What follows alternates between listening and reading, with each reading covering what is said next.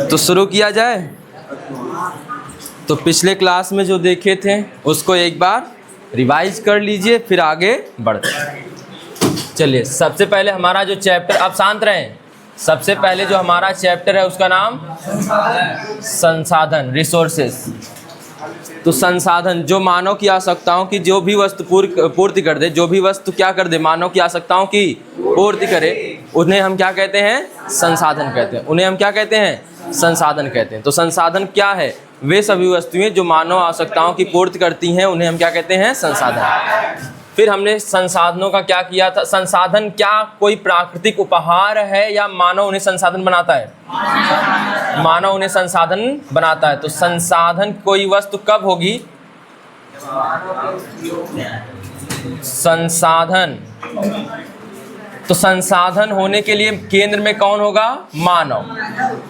और मानव संसाधन या किसी वस्तु को कहाँ से प्राप्त करता है? प्रकृति से। कहाँ ले जाता है? संस्था में। क्या प्रयोग करता है? तकनीक। कौन करता है यह सब? मानव। और यह फिर क्या बनता है? संसाधन। ठीक है। इसके बाद आपने देखा था संसाधनों का वर्गीकरण। संसाधनों का वर्गीकरण देखें, वर्गीकरण में कितने आधार पर? 4 आधार पर। वर्गीकरण 4 आधारों पर किया गया था। तो पहले बच्चे का जन्म होगा तो उत्पत्ति के, तो उत्पत्ति के आधार पर। फिर बच्चे के मम्मी पापा आएंगे तो क्या हो जाएगा?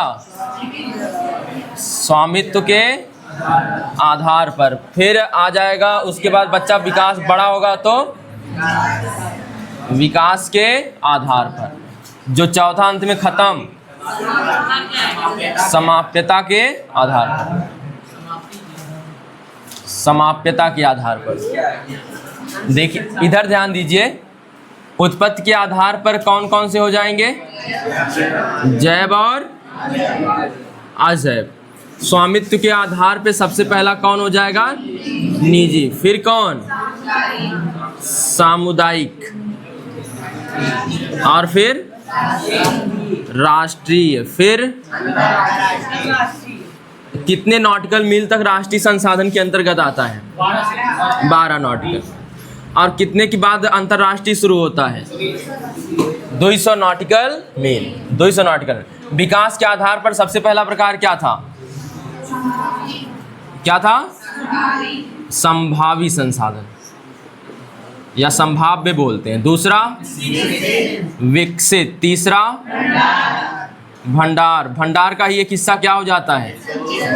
संचित कोष। इसके बाद समाप्यता के आधार पर कौन कौन?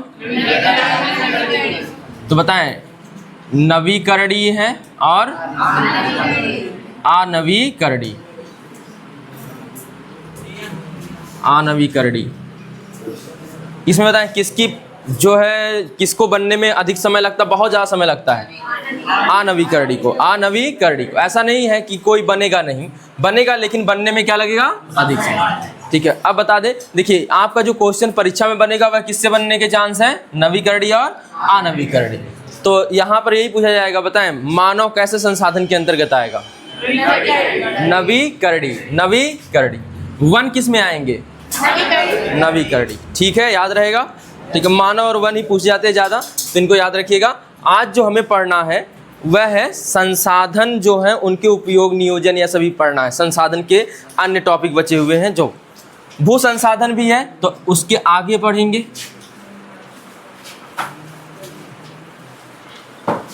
अब देखें,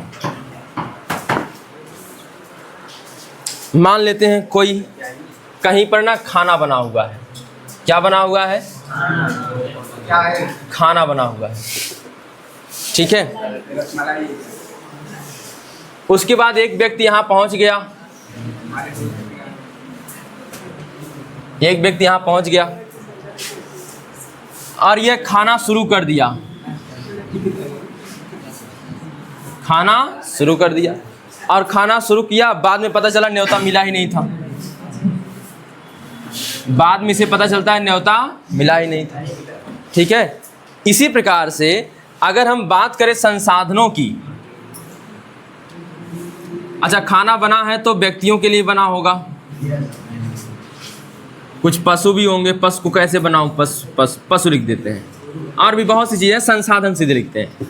इसी प्रकार संसाधनों को लोगों ने सोचा, व्यक्तियों ने सोचा, संसाधनों का उपयोग मानव ही करता है तो व्यक्तियों ने या मानव ने सोचा कि संसाधन तो प्रकृति ने उपहार में दिया है, चलो इसका खूब यूज करते हैं। खूब यूज किए, बाद में संसाधनों की होने लगी कमी, बाद में संसाधनों क्या होने लगी, कमी। फिर समझ में आया तो प्रकृति का उपहार नहीं है, इसको बच बचा कर खर्च करना है। तो इसी से आएगा संसाधनों का जब, अच्छा इन्होंने उपहार समझकर खूब इसका यूज किया। अच्छा, कोई भी चीज़ फ्री की हो तो बड़ा मज़ा आता खर्च करने में, मतलब उसका यूज करने में बहुत मज़ा आता है। तो फ्री की चीज़ जब हो तो मानव ने सोचा यह क्या है, फ्री में मिला है, चलो यूज करते हैं। तो यूज करते करते करते ऐसी दशा आएगी। अब पहले यहाँ पे ध्यान दें, अगर आपके पास कोई चीज़ ऐसी है, जैसे आप नमकीन का पैकेट कोई नया लाते होंगे, पहले शुरू में खूब दबा के खाते हैं, उसके बाद जब अंत में तनकी देखते डिब्बा के नीचे बचा है, आप क्या करें, थोड़ी थोड़ी खाते हैं। अच्छा, हाँ ठीक है। तो जब नया पैकेट होता है तो खूब खाते हैं, लेकिन जब अंत में पता चलता है अरे अब तो कम हो रहा है, तो उसके बाद मज़ा नहीं आता फिर खाने में, ठीक है, तब थोड़ा थोड़ा खाते हैं, ठीक है। तो कोई भी चीज़ हो, जब पहले ज़्यादा होती है तो देखने में जब ज़्यादा लगती है तो पहले खूब उसका उपयोग किया जाता है, बाद में समझ में आता है अरे इससे तो अब दिक्कत हो जाएगी। तो इसी प्रकार संसाधनों का खूब यूज हुआ, और खूब यूज होने के कारण कुछ समस्याएँ उत्पन्न हुई होंगी। क्या उत्पन्न हुई होंगी, समस्याएँ उत्पन्न हुई होंगी। जैसे अब बताएं, अगर आप नमकीन को खा रहे हैं, अंत में कमी हो जाएगी क्या, तो संसाधनों की क्या हो जाएगी, बहुत यूज करेंगे तो कमी आएगी, ठीक है। घर में कुछ व्यक्ति ऐसे होंगे जो खूब नमकीन खाएंगे, जैसे आपका छोटा भाई हो या छोटी बहन हो, ठीक है, आप लोग बचा खाएंगे, उसके बाद सोचेंगे वो उठा खा लेगा, उसको कोई फ़र्क नहीं पड़ता, आप ला रहे हैं वो खाएगा, ठीक है। इससे कुछ लोगों को ज़्यादा मज़ा आएगा। तो यानी कि कुछ लोग क्या होंगे, संसाधनों के दृष्टि से देखा जाए, कुछ लोग ज़्यादा उपयोग करेंगे, कुछ लोग कम। तो जो ज़्यादा उपयोग करेंगे वो क्या हो जाएंगे, अमीर हो जाएंगे, और जो कम यूज कर पाएंगे वह अभी भी क्या रहेंगे, गरीब के गरीब। और कुछ लोगों के पास संसाधन तो पहुंच ही नहीं पाएगा, कुछ लोगों के पास संसाधन पहुंच ही नहीं पाएगा। तो इससे अमीर और गरीब के बीच की खाई जो होती है वह क्या होती है, घटेगी कि बढ़ेगी। यह खाई समझ रहे हैं, खाई मतलब अमीर और गरीब। तो यह अमीर होता जा रहा है, गरीब वैसे ही पड़ा है, अमीर होता जा रहा है, तो ये बीच में क्या बन रही है, खाई बन रही। इसी खाई को, यह खाई अगर अमीर और हो रहा है, गरीब और गरीब हो रहा है, तो इसका मतलब अमीर और गरीब के बीच की खाई क्या हो रही है, बढ़ रही है, ठीक है। तो यहाँ पर क्या दर्शाता है, समस्याएं उत्पन्न हो गई। अच्छा ये बताएं कि अगर खूब संसाधन का उपयोग करेंगे, कोयला खूब जलाएंगे, तो कोयला खूब जलाने से क्या होगा, प्रदूषण होगा कि नहीं होगा। तो एक समस्या यह भी उत्पन्न होगी कि क्या उत्पन्न होगा, प्रदूषण। क्या उत्पन्न होगा, प्रदूषण। तो अब बताएं, लोगों ने संसाधनों को क्या माना, उपहार माना, और उपहार मानकर इसका क्या किया, बहुत ज़्यादा प्रयोग। क्या किया, जो उपयोग है इसका बहुत ज़्यादा हुआ, और उपयोग होने के साथ यह उपयोग कैसा था, अति उपयोग हुआ। क्या हुआ, अति उपयोग हुआ, और उसी अति उपयोग के कारण क्या उत्पन्न हुई, समस्याएं उत्पन्न हुई। अब उन्हीं समस्याओं को हल करने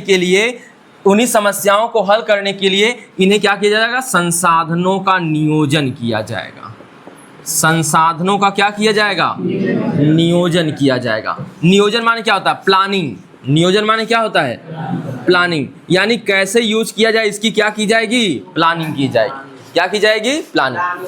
क्या आप बताएं, किसी भी चीज़ को अगर प्लान के तहत यूज किया जाए, अगर कोई प्लान बनाकर यूज किया जाए, तो क्या वह सबसे अधिक यानी विवेकपूर्ण तक कब होगा, जब हम किसी चीज़ का उपयोग किस तरह से करें, प्लान बनाकर। जैसे आपको पढ़ना है, अब यह प्लान नहीं है कि आपके मन में यह नहीं है कि मुझे नौकरी भी पाना है। अगर यह आपके दिमाग में है कि नौकरी भी पाना है, रोज़ 10 घंटे पढ़ना है, 10 घंटे पढ़ना है, इतने समय में यह पढ़ना है, इतने समय में यह पढ़ना है, इतने समय में यह पढ़ना है, यह क्या हो गया, प्लान। क्या हो गया, प्लान। अगर आप प्लान करके हर काम करेंगे तो उसका रिजल्ट अच्छा होगा कि खराब होगा, अच्छा होगा। अगर हम संसाधनों का उपयोग बिना प्लान के करेंगे तो यह सभी समस्याएं देखने को मिलेगी, लेकिन अगर प्लान बना के करेंगे तो यह सभी समस्याएं धीरे धीरे क्या हो जाएंगी, खत्म हो जाएंगी। तो इसी को कहा जाता है संसाधनों का नियोजन। संसाधनों का नियोजन मतलब क्या है, तो संसाधनों का विवेकपूर्ण उपयोग। अब ये विवेकपूर्ण उपयोग क्या होता है? विवेकपूर्ण उपयोग,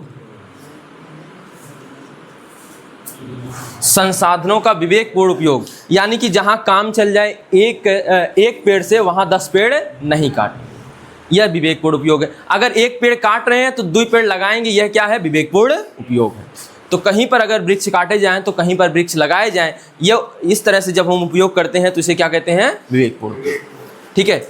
अब यहाँ पर और भी कई चीज़ें हैं, जैसे पर्यावरण को बिना नुकसान पहुँचाए, इसी से संबंधित एक चीज़ और आएगी, इसी को कहेंगे सतत पोषणीय विकास या धारणीय विकास इसे कहते हैं। अभी केवल स्ट्रक्चर देखिए, सतत पोषणीय विकास या फिर इसी को कहते हैं धारणीय विकास। अंग्रेजी में इसी को कहते हैं सस्टेनेबल डेवलपमेंट, सस्टेनेबल डेवलपमेंट। ठीक है, इसका मतलब क्या है? सस्टेनेबल डेवलपमेंट को अभी समझ रहे हैं, थोड़ा सा जान लेते हैं। सस्टेनेबल डेवलपमेंट यानी धारणीय विकास क्या होता है कि पर्यावरण को नुकसान ना पहुंचे। जब हम विकास की सतह पर, विकास की राह पर हो, तो हम पर्यावरण को क्या ना पहुंचाएं? नुकसान ना पहुंचाएं, पर्यावरण क्षति ना हो। ठीक है।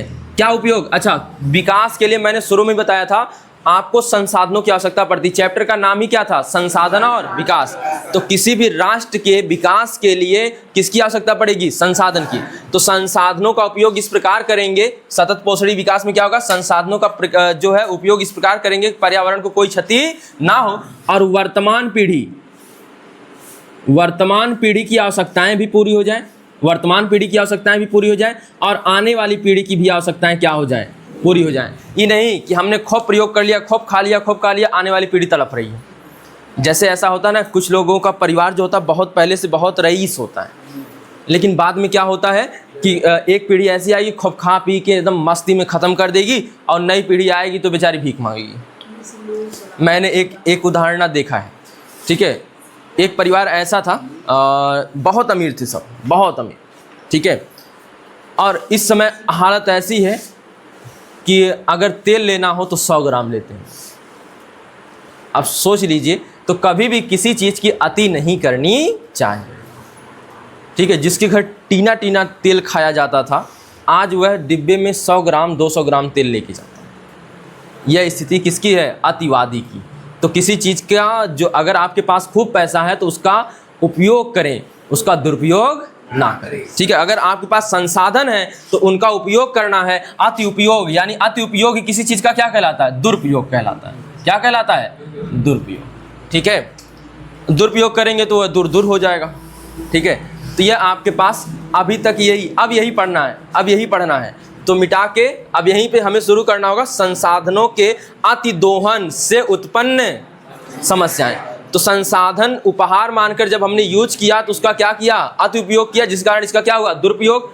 और इसी कहते हैं शोषण। संसाधनों का क्या हो गया? शोषण हुआ है, संसाधनों का शोषण, या इसी कहते हैं संसाधनों का अति दोहन। क्या हुआ है? अति दोहन। तो अति दोहन से उत्पन्न समस्याएं, अति दोहन से उत्पन्न समस्याएं, अति दोहन से उत्पन्न समस्याएं। देखिए,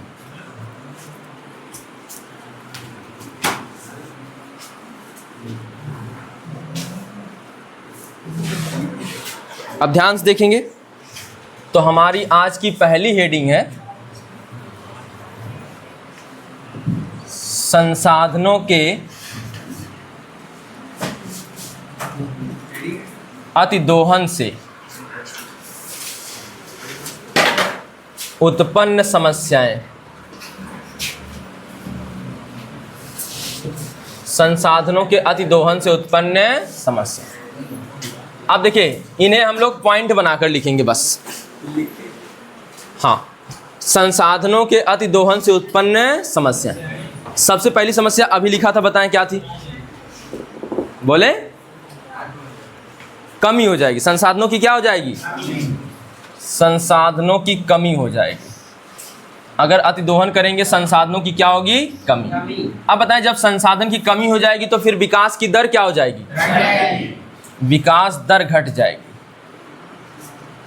विकास दर क्या हो जाएगी? घट जाएगी। तो याद रखें, संसाधनों की कमी होगी जिससे विकास करने की प्रक्रिया क्या हो जाएगी? धीमी हो जाएगी। समझ रहे हैं लाइन कि लिखना पड़ेगा बड़ा बड़ा? ऐसे समझ गए? तो संसाधनों की कमी होने से विकास दर क्या हो जाएगी? धीमी हो जाएगी। विकास दर क्या हो जाएगी? धीमी। हो सकता है विकास रुक भी जाए। ठीक है। दूसरा अभी बताया था, बताएं कौन सी दूसरी थी? दूसरा समस्या कौन सी थी? किसी के बीच, हाँ प्रदूषण है एक, तो प्रदूषण ही लिख लेते हैं। अगर आप अतिदोहन करेंगे संसाधनों का, अतिदोहन करेंगे, जैसे मान लेते हैं दो चीज़ों का, पहले यहाँ समझिएगा, कोयला यूज कर रहे हैं। कोयला भी एक क्या है? संसाधन है। कैसा? नवीकरणीय। क्या नवीकरणीय? अनवीकरणीय। अगर हम कोयले का दोहन करते हैं तो इससे क्या निकलेगी? CO2। क्या निकलेगी? CO2। तो बताएं पॉल्यूशन यानी प्रदूषण बढ़ेगा कि घटेगा? प्रदूषण बढ़ेगा। मान लेते हैं हम पेड़ों की कटाई खूब करते हैं। पेड़ भी हमारे लिए संसाधन है। पेड़ कैसे संसाधन है? नवीकरणीय। पेड़ों का दोहन करते हैं। पेड़ों का क्या होता है? दोहन। दोहन माने कटाई। यहाँ पे पेड़ों के दोहन से मतलब क्या है? कटाई। और यहाँ कटाई करते हैं तो पेड़ किसको अवशोषित करते हैं? अब बताएं CO2 अवशोषण करने की क्षमता क्या हो जाएगी? CO2 अवशोषण कम होगा, जिससे प्रदूषण फिर क्या होगा? बढ़ेगा। तो अब बताएं हमेशा आप संसाधनों का जब भी दोहन करेंगे तो कौन बढ़ रहा है लास्ट में? प्रदूषण। क्या बढ़ रहा है? प्रदूषण। तो अगर प्रदूषण बढ़ रहा है तो आप सीधे यहाँ पे एक पॉइंट डाल सकते हैं कि प्रदूषण क्या होगा? बढ़ेगा। प्रदूषण ऐसे समझ जाएंगे आप लोग, लाइन में लिखेंगे ना, संसाधनों के अतिदोहन से प्रदूषण बढ़ता है। एक और बताएं, प्रदूषण के साथ साथ एक चीज और बताएं, अगर हमारे वायुमंडल में CO2 की मात्रा बढ़ेगी तो एक चीज बताएं, एक आपने नाम सुना होगा ग्लोबल वार्मिंग। Global warming. इसी को ना जेठालाल की पत्नी कौन? दया कहती है गब्बर की वार्निंग। ग्लोबल वार्निंग नहीं, इसको कहती है गब्बर की वार्निंग।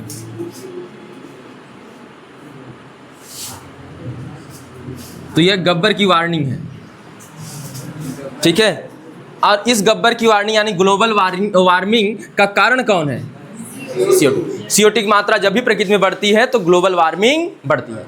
अब ग्लोबल वार्मिंग बढ़ती है, अब बताएं संसाधनों का दोहन करेंगे CO2 बढ़ेगी कि नहीं बढ़ेगी? अब बढ़ेगी तो कौन बढ़ेगा? Global warming. तो ग्लोबल वार्मिंग को एक हिंदी में क्या कहते हैं? वैश्विक। ग्लोबल माने हो जाता है वैश्विक, और वार्मिंग माने होता है तापन। वार्म माने गर्म होता है, तो वैश्विक तापन।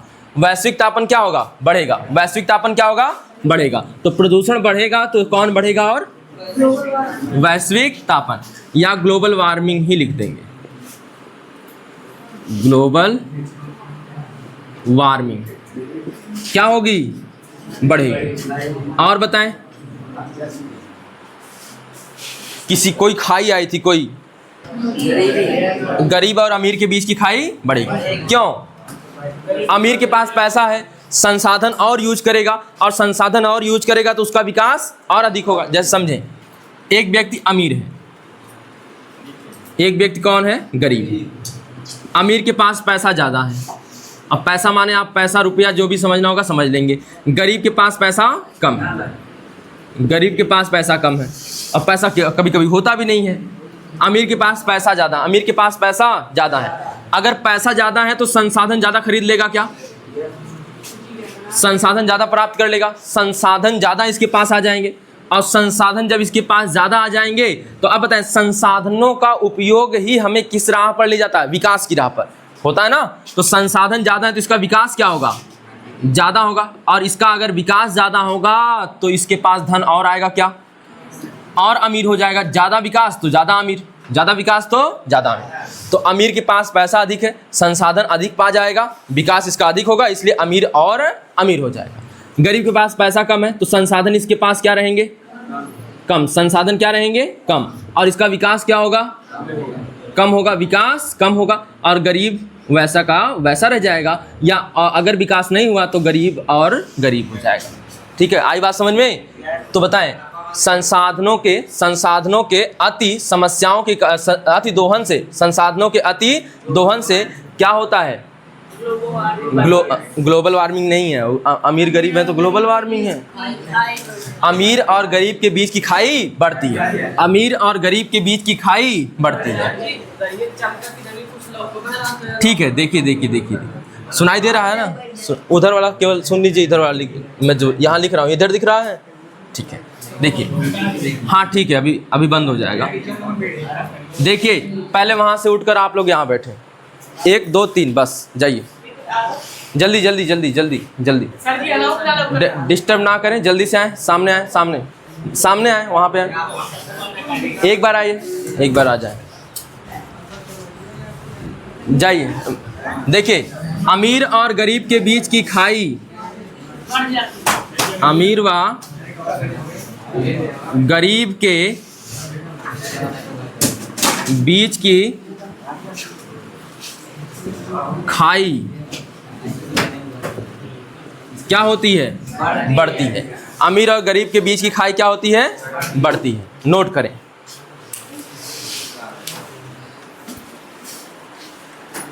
तो नोट हो गया? ठीक है, एक आध पॉइंट और नोट कर सकते हैं आप, और कोई पॉइंट बताएं। अच्छा है, बताएं, यहीं से समझ लें, ग्लोबल वार्मिंग बढ़ेगी, CO2 की मात्रा बढ़ेगी तो एक परत में क्षरण ज़्यादा होगा, ओजोन परत क्षरण होगा कि नहीं होगा? तो इसको भी ऐड कर सकते हैं, ओजोन परत क्षरण होगा, ओजोन परत क्षरण घटेगा कि बढ़ेगा?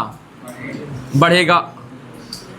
एक चीज़ और बताएं, आप भूमि का उपयोग करते हैं, भूमि भी एक क्या है? भूमि एक क्या है? संसाधन। भूमि संसाधन है। अगर भूमि का उपयोग करते हैं तो भूमि जो होती है उसकी जो उर्वरता है उसमें गिरावट आती है कि बढ़ती है? गिरावट आती है। तो भूमि निम्नीकरण होता है। भूमि क्या होता है? निम्नीकरण। तो यह भी लिख सकते हैं, संसाधनों के अतिदोहन से, अतिदोहन में भूमि का भी दोहन होगा और भूमि के दोहन से भूमि निम्नीकरण होगा। भूमि निम्नीकरण बढ़ेगा, भूमि निम्नीकरण बढ़ेगा, यानी भूमि की क्वालिटी खराब होगी तो इसलिए यह भूमि निम्नीकरण को क्या करेगा? बढ़ाएगा। दोनों यह भी शामिल कर लीजिए। अब बताएं, तो क्या हमें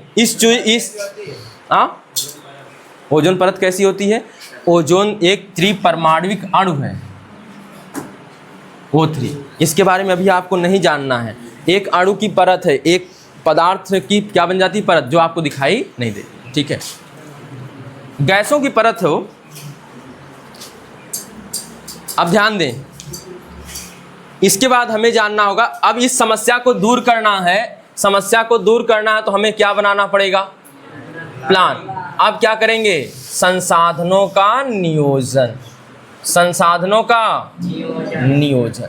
अगली हेडिंग हमारी क्या हो जाएगी? संसाधनों का नियोजन। ठीक है, देखिए,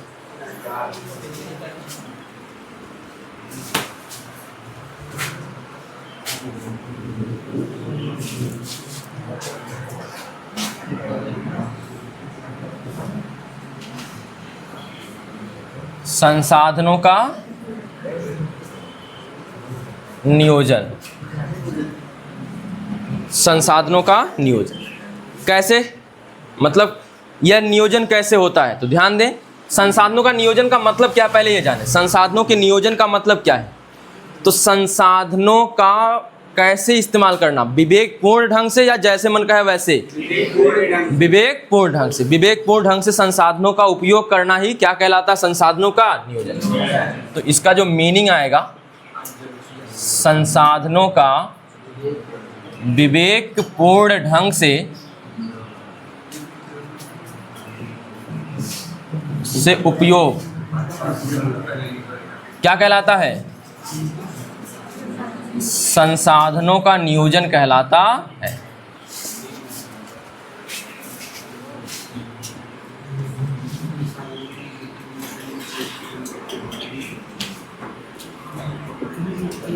तो संसाधनों का विवेकपूर्ण ढंग से या यहाँ पे एक शब्द छूट गया, विवेकपूर्ण ढंग से क्या उपयोग, संसाधनों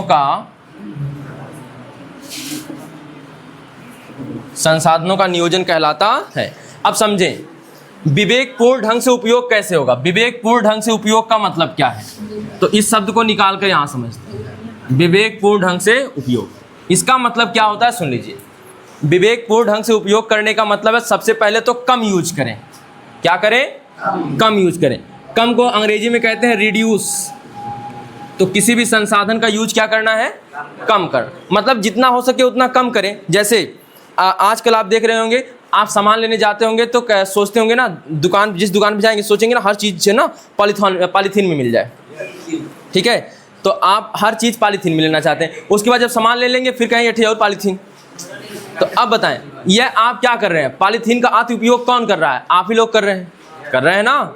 तो अब बताएं, तो इसी को क्या कहेंगे? इसी को रिड्यूस करिए ना आप, जितनी आवश्यकता उतनी। इससे बढ़िया घर से एक थैली लेके जाएं, झोला लेके जाएं, ठीक है, हाँ, बोरिया लेके जाएं। अगर सामान ज़्यादा है तो भक्कू लेके जाएं, ठीक है।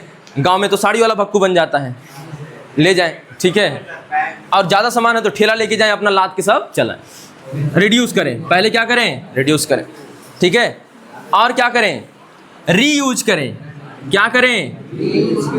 रीयूज करें। जैसे आपने कोई पॉलीथीन लाया, सामान लेके आए, उसी पॉलीथीन को फिर से रख लीजिए, फिर से यूज कर लीजिए, ठीक है। जैसे आपने, अच्छा, भारत में ज़्यादातर रीयूज बहुत होता है। आपने नया कपड़ा खरीदा, कपड़ा नया है, उसके बाद ना एक आध महीना रखे रहेंगे, नहीं पहनेंगे, होता है ना ऐसा। एक दिन पहन के खाली नाप उप के रख देंगे, वाह कपड़ा है, ठीक है। और उसके बाद नया कपड़ा है, उसके बाद तन को मिट्टी लग गई, बड़ा दुख होता है। उसके बाद बेचारा एक महीने बाद निकलेगा, उसके बाद तन की पहनेंगे। अच्छा, 2-4 दिन पहन लिए, 2-4 दिन पहन लिए, पहनते रहे, फिर उसकी इज्जत तो धीरे धीरे गायब हो गई। फिर उसको रोज़ पहनना चालू कर देंगे।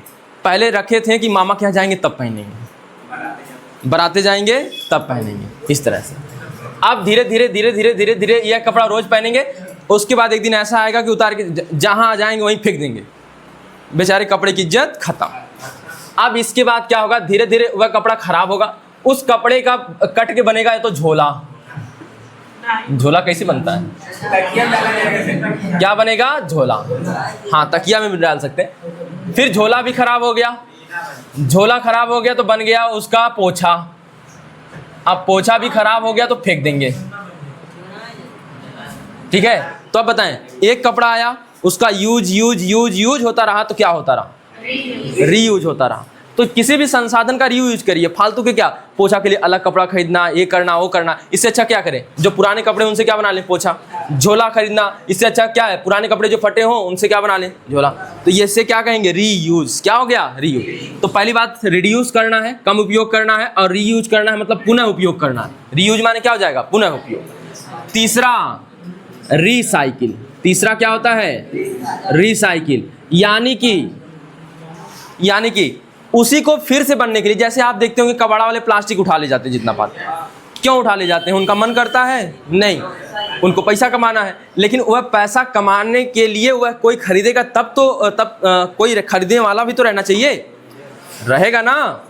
तो कोई खरीदने वाला जो रहेगा वह क्या करेगा? उसका फिर से कोई चीज़ बना देगा, रिसाइकिल कर देगा फिर से, या तो प्लास्टिक दूसरी बनाएगा। प्लास्टिक ले गया, प्लास्टिक की बोतल बना दिया। जैसे आप लोगों ने देखा होगा गाँव की शराब की बोतल हर जगह पड़ी रहती। आजकल तो दूसरा सिस्टम आ गया, कगजी में आता है, बंटी बबली, और कौन आता है? विंडीज, यह सब। अच्छा, कजरारी भी है, तो ध्यान दें। तो यह जो है, अब प्लास्टिक की बोतलें जो होती थी ना, शराब वाले ना पता नहीं 50 पैसे या 1 रुपये में खरीद लेते थे, जो कबाड़े वाले रहते थे, और वो कुछ करते नहीं थे। उनको रीयूज करने का मतलब एक ही था, जो जहाँ पे शराब बनती है वहीं पर वो ले जाके क्या करते थे? बेच देते थे। और अगर वो बेच देते थे वहाँ पर, तो उसका क्या हो जाता था? रिसाइकिल। मतलब वह फिर से उसी में पैक होके आ गई। तो आप बताएं, संसाधनों के विवेकपूर्ण उपयोग से मतलब क्या है? रिड्यूस करें, किसी भी संसाधन के उपयोग को क्या करें? कम करें, जितना हो सके कम करें। जैसे आप लोग यह देखें, इस समय धान की खेती चल रही है, चल रही कि नहीं? जिनके घर ट्यूबवेल होगा ना, वो हमेशा खेती में चालू किया रहेगा, जरूरत रहे या ना रहे। अब बताएं, पानी का क्या हो रहा है वहाँ पे? पानी का क्या हो रहा है? विवेकपूर्ण ढंग से दोहन हो रहा है कि अविवेकपूर्ण? अविवेकपूर्ण। आप बताएं, पानी का इससे अच्छा है कि रिड्यूस करें, जितना उपयोग है उतना करें। तो पानी को पहले क्या करें? रिड्यूस करें।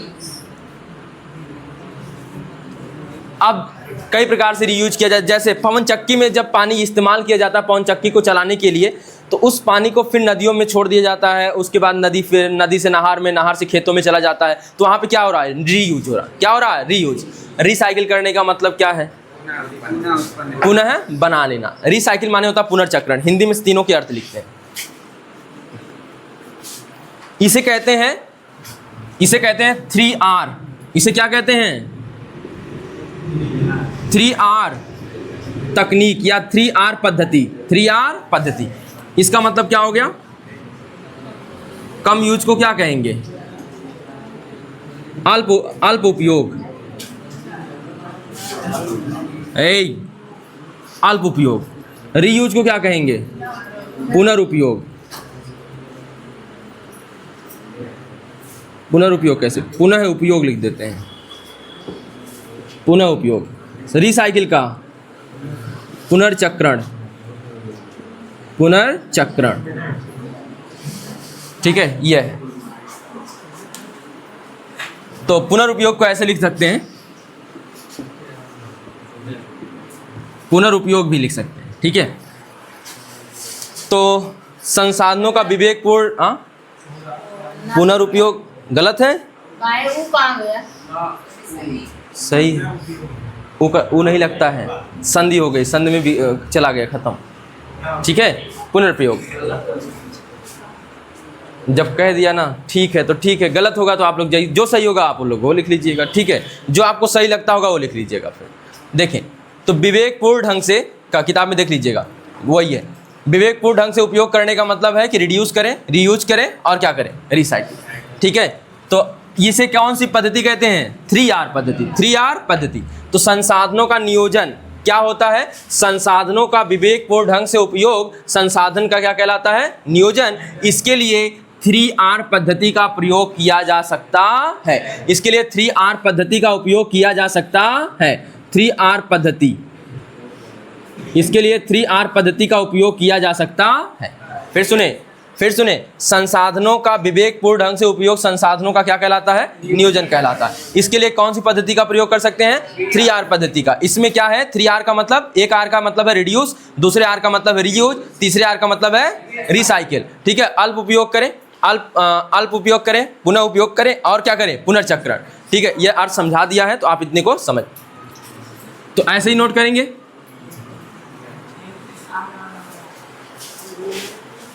ऐसे नोट कर लेंगे कि खराब ढंग से लग रहा है, निक लगत है तो निक लगत है तो नोट करें। आप लोग यहाँ से ये वाला मत निकालिएगा, बस जान लीजिए, ऐसे कर लीजिए। हाँ,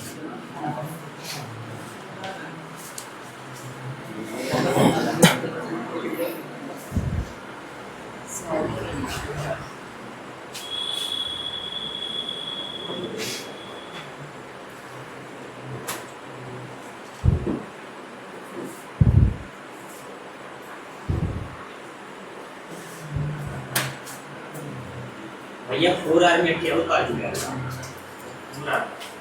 4R इसमें नहीं आता है, 5R भी आएगा, 4R आएगा, इससे मतलब नहीं है अभी आप। हाँ, कहीं पर आता है, मुझे भी याद नहीं है। यहाँ पे 3R बस जाने।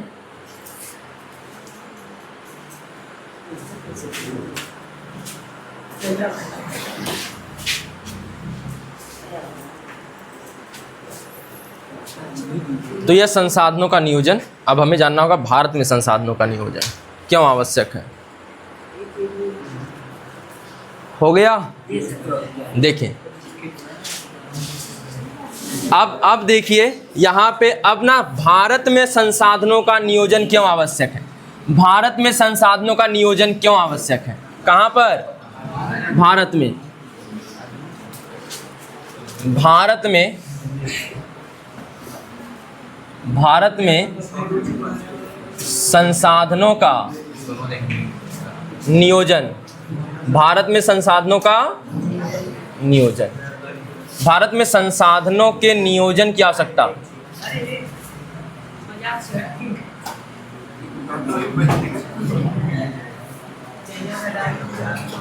भारत में संसाधनों के नियोजन की आवश्यकता क्यों आवश्यक है?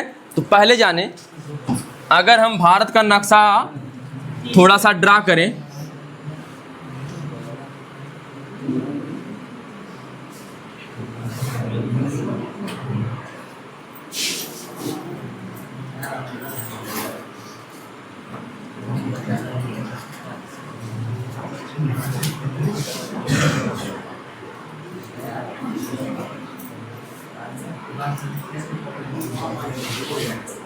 अभी माने हल्का सा ऐसे ही, अगर हम लोग जाने संसाधनों का नियोजन भारत में क्यों आवश्यक है, आप यह क्षेत्र देख रहे होंगे ना, यहाँ वाला क्षेत्र, यहाँ पे आप देख रहे होंगे झारखंड वाला इलाका और यह पश्चिम बंगाल वाला इलाका लगभग में, यहाँ पर ना संसाधनों की ना खाने हैं, लगभग कोयला बहुत पाया जाता है। क्या पाया जाता है?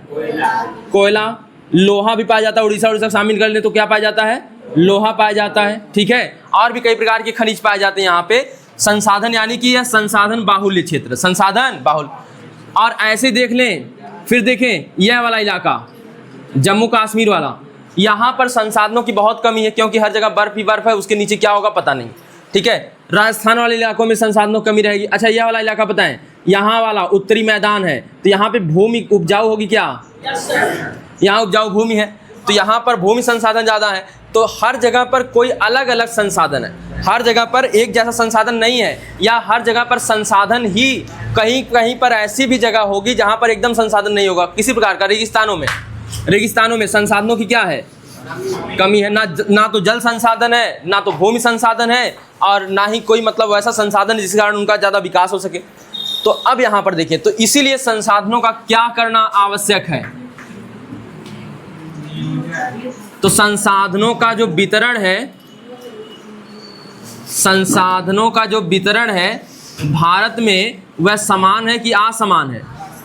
असमान है। अब देखें, एक सीख सबसे लेनी चाहिए, वह कौन है? जो अरब कंट्रीज है जिनमें तेल की खाने पाए जाते हैं, तेल के कुएं पाए जाते हैं, खाने नहीं होते, तेल के क्या होते हैं? कुएं। उन लोगों ने बहुत डेवलप किया अपने आप को, पानी बचा बचा के, सेंट मार मार के। वो लोग नहाते होते नहीं ज़्यादा ना, वो लोग सेंट यूज करते हैं, इसीलिए सेंट का कॉन्सेप्ट आया, ठीक है। अब ध्यान दें, पानी क्योंकि है नहीं तो जो रोज़ नहाएंगे तो पानी कहाँ से आएगा?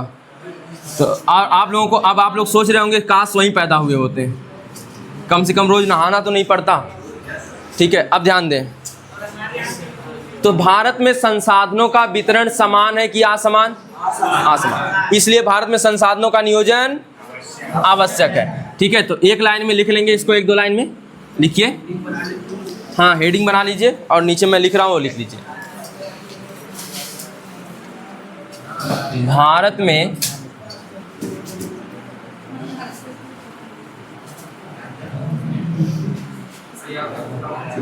संसाधनों का वितरण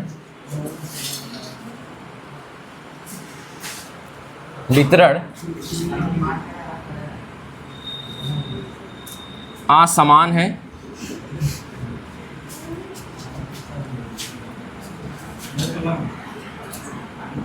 इसलिए बता रहा हूँ, इसलिए भारत में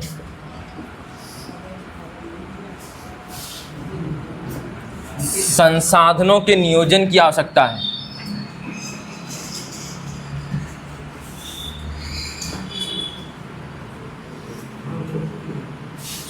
भारत में संसाधनों के नियोजन की आवश्यकता है। अब बताएं कैसे करेंगे? तन से करेंगे, मन से करेंगे? नहीं, ऐसे नहीं करना है। तीन चीज़ों से ही करना है, लेकिन तन मन धन नहीं आएगा। अब बताएं तीन चीज़ें कौन सी आएंगी? 3R, चाहे भारत हो चाहे कहीं का हो, नियोजन तीन ही प्रकार से होगा ना। तो बताएं, तो संसाधनों के नियोजन की आवश्यकता है। और कैसे? तो कैसे में आ जाएगा 3R, और फिर से वही 3R लिख देंगे, रिड्यूस, दूसरा रीयूज और रिसाइकल। तो भारत में संसाधनों की नियोजन की आवश्यकता क्यों है? क्योंकि संसाधनों का वितरण क्या है? असमान। वितरण माने डिस्ट्रीब्यूशन, अंग्रेजी में क्या बोलते हैं? डिस्ट्रीब्यूशन, यानी कहाँ क्या पाया जा रहा है उसे ही वितरण बोलते हैं। जैसे लोहा कहाँ पाया जाता है भारत में ज़्यादा? छत्तीसगढ़, उड़ीसा और छत्तीसगढ़, ठीक है। झारखंड में क्या पाया जाता है? कोयला, ठीक है, कोयला पाया जाता है। तो उत्तर प्रदेश में नहीं, उत्तर प्रदेश, अरे सुनिए तो, उत्तर प्रदेश में ना युवा नेता पाए जाते हैं ज़्यादा, ठीक है।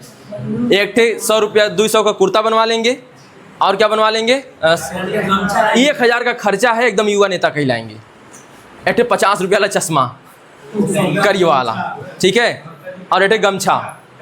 उसके बाद छपवा लीजिए एटे पोस्टर युवा नेता, कहीं लगा दीजिए। हाँ, इसको लिखना है।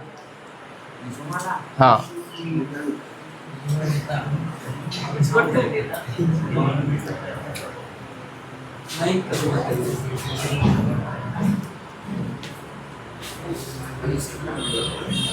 अच्छा एक चीज़ बताता हूँ, अधिकतर मामलों में देखिएगा ना, अधिकतर मामलों में गलत काम करने के लिए किसका सहारा लिया जाता है? नहीं, अधिकतर मामलों में धर्म के आड़ में गलत कार्य होते हैं, धर्म की आड़ में गलत कार्य होते हैं। जैसे ना आजकल एक ना वो चला है, प्रणाली चली है यूट्यूब पर, फेसबुक पर, इंस्टाग्राम पर, कि जो जितने दुष्ट होंगे वह रोज सवेरे लिखेंगे जय श्री राम। यूट्यूब पर, इंस्टाग्राम पर एक नया वो चला, ट्रेंड चला है कि अपना मतलब ना, जो जितना ज़्यादा खराब इंसान होगा ना, वह अपने आप को, जैसे जो भक्ति कर रहा है उसकी बात अलग है, कुछ लोग ना वह कुछ लोग ऐसे होते हैं जो अपनी गाड़ी उड़ी पे लिखवा लेंगे जय श्री राम, उसके बाद शाम जाके मुर्गा पार्टी करेंगे, दारू पिएंगे। देखें ऐसे लोगों को, आप आराम से देख सकते हैं, हर गांव में अधिकतर लोग ऐसे ही होते हैं जो लोग भगवान का नाम लेके क्या करते हैं, उल्टे सीधे काम करते हैं, और उसके बाद आप समझ गए होंगे, तो धर्म की आड़ लेकर अक्सर गलत काम किए जाते हैं। अगर कोई गलत नहीं है तो उसको धर्म की आड़ लेने की जरूरत ही नहीं पड़ेगी। लिख लिए? तो फिर से बताएं, भारत में संसाधनों का वितरण असमान है, इसलिए भारत में संसाधनों के नियोजन की क्या है, आवश्यकता है। तो संसाधनों का नियोजन कैसे करेंगे, चाहे भारत हो चाहे जहां हो? तो रिड्यूस करेंगे, रीयूज करेंगे, और क्या करेंगे, रिसाइकिल करेंगे। अच्छा, अगर बताना हो कि बताइए कि भारत में स्पष्ट कीजिए नियोजन क्यों आवश्यक है, तो आप कहेंगे असमान है, तो कैसे स्पष्ट करेंगे? तो यहीं लिख देंगे, जैसे है, जैसे भारत के कुछ क्षेत्रों में कुछ संसाधन बहुत पाए जाते हैं तो कहीं पर संसाधनों की बहुत कमी देखने को मिलती है। जैसे आप बताएं, वही उड़ीसा और छत्तीसगढ़ में लोहा क्या पाया जाता है, ज़्यादा। उड़ीसा और छत्तीसगढ़ में लोहा अधिक पाया जाता है और अन्य क्षेत्रों में लोहे की कमी है। इस तरह संसाधन लोहा जो संसाधन है उसकी क्या है, कुछ क्षेत्रों में अधिकता है तो कुछ क्षेत्रों में कमी है। इसके बाद आप बताएं, कहीं कहीं पर जल की बहुत अधिकता है। जैसे आप यह वाला इलाका देखेंगे भारत का, आप यह वाला इलाका देखेंगे पूर्वोत्तर भारत। कौन सा भारत? पूर्वोत्तर। यहीं पे अधिक बारिश होती है भारत में, मौसिन राम, चेरा, पुजी। तो यहाँ पर अधिक बारिश होती है तो यहाँ पर पानी की अधिकता है, पानी की क्या है, अधिकता है। लेकिन यही राजस्थान देख लीजिए, बरसात कम होती है, बरसात कम होती है, सूखा भी रहता है, और यहाँ पर पानी की क्या है, कमी है। तो आप बताएं संसाधन का वितरण क्या है, असमान है। संसाधन का वितरण क्या है, असमान। तो संसाधन का वितरण असमान है, इसलिए भारत में संसाधनों के नियोजन की क्या है, आवश्यकता है। ठीक है, और इसके लिए हम 3R पद्धति का प्रयोग कर सकते हैं। अब देखें, इसके बाद जो अगली हेडिंग है वह है संसाधनों का संरक्षण।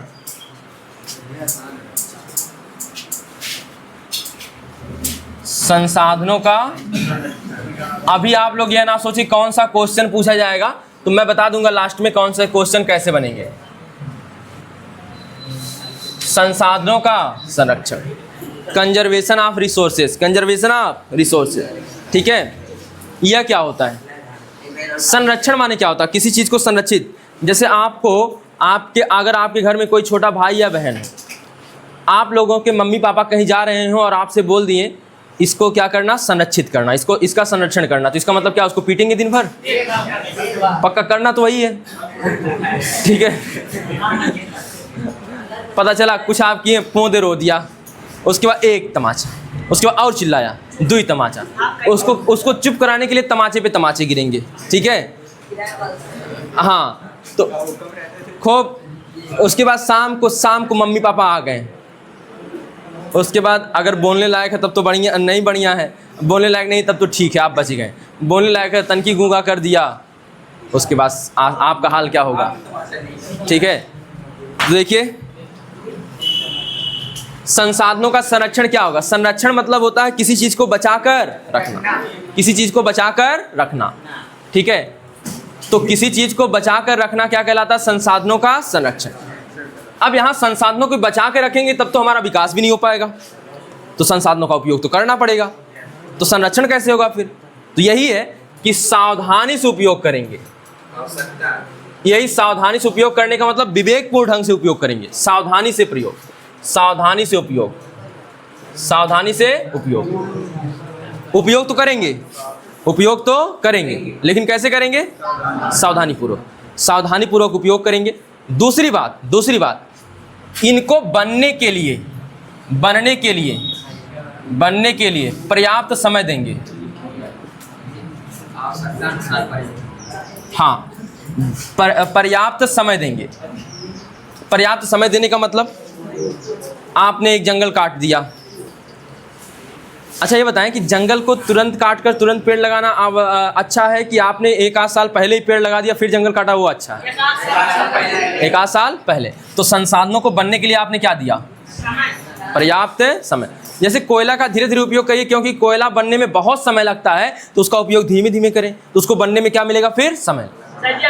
तो अभी ध्यान दें, अभी थोड़ा सा पढ़ लीजिए, उसके बाद फालतू के क्वेश्चन बाद में, ठीक है? तो बताएं, बनने के लिए क्या करेंगे? पर्याप्त समय। तो इन्हीं दोनों को मिलाकर कहा जाएगा संसाधनों का संरक्षण। फिर से बताएं, संसाधन को अगर संरक्षित एकदम से रख देंगे तब तो हो ही नहीं पाएगा। जैसे आपने क्या किया, आपकी एक साइकिल आ गई, आपके घर क्या आ गई? साइकिल। अब उसका उपयोग ही नहीं कर रहे हैं, सोच रहे हैं अभी खराब हो जाएगा, इसका संरक्षण करेंगे। संरक्षण खूब रख दिए एकदम, और ऐसे अभी पन्नियों नहीं निकली उसकी। अच्छा, कुछ लोग लाते हैं साइकिल ना, उसकी पन्नी नहीं निकालते हैं, वो कम से कम एक महीना जब तक खूब ना, अच्छा एकदम जाम चलेगी, लेकिन उन लोग निकालते नहीं। उसको क्या करेंगे? वाह, अगर कोई एक पन्निया छुई भी दिया ना, उसके बाद ना उसको फिर खैर नहीं। देखें आगे बताऊं, एक बार समझा रहा हूं, फालतू के जो बीच बीच में बोल रहे हैं ना, देखिए सावधानी से क्या करना है? उपयोग करना। अब बनने के लिए पूर्ण समय देना है, तो इसे हम क्या कहेंगे? संसाधनों का संरक्षण। संसाधनों का संरक्षण, ठीक है। अच्छा, अब संसाधनों का संरक्षण आवश्यक क्यों है? क्योंकि संसाधन सीमित है कि असीमित? क्या है? सीमित। कोयला एक बार खत्म हो गया तो मिलने वाला नहीं। अगर पानी दूषित हो गया, अगर पानी भी, देखिए पानी तो असीमित, मतलब कि पानी की मात्रा तो बहुत है, लेकिन पेयजल की मात्रा क्या है? सीमित है। अगर वह दूषित हो गया तो हमारे लिए वह संसाधन क्या हो जाएगा? कम हो जाएगा। देखिए सीमित है संसाधन, और सीमित है प्लस विकास के लिए क्या है? आवश्यक है। विकास के लिए क्या है? आवश्यक है। तो सीमित मात्रा से ही हमको क्या करना है? विकास करना है, ठीक है। कुछ लोग तो ऐसे इतने तेज हो गए होंगे कि उनके दादा परदादा का ज्ञान मिल गया है, तो आप क्लास में आके बैठ के बीच बीच में बोल रहे हैं, तो अपने दादा परदादा पर नाना परदादा पर दादा सबसे ज्ञान लेके बैठे हुए हैं इस क्लास में, ठीक है। तो बीच बीच में उन लोगों को ना दिमाग में ना खुजली हो रही है, तो अपना जो है वह ज्ञान आसपास के लोगों में उड़ेल रहे हैं। पढ़ने आए हैं तो पढ़ लीजिए, ठीक है। अगर किसी को पिटना हो तो बता दे। संसाधनों का संरक्षण, तो लिखेंगे, क्या लिखेंगे? संसाधनों का आप विवेकपूर्ण ढंग से भी लिख सकते हैं या सावधानी पूर्वक। संसाधनों का सावधानी पूर्वक उपयोग व उन्हें पुनः बनने के लिए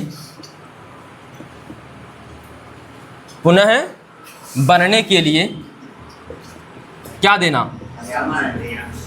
पर्याप्त समय देना। संसाधनों का संरक्षण कहलाता है।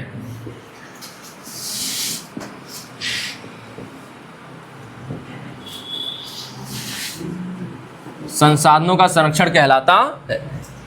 तो संसाधनों का सावधानी पूर्वक उपयोग व उन्हें बनने के लिए पर्याप्त समय देना क्या कहलाता है? संसाधनों का संरक्षण कहलाता है। अब यह बताएं, संसाधनों का संरक्षण क्यों? संसाधनों का संरक्षण क्यों? अभी बोला था, संसाधन सीमित है क्या? सीमित है? सीमित है। असीमित कहाँ बोल रहे हैं? सीमित है। संसाधन सीमित हैं और सीमित हैं, और इससे ही हमारा विकास संभव हो सकता है। इसलिए सीमित संसाधनों का संरक्षण क्या है? आवश्यक। संसाधन सीमित हैं,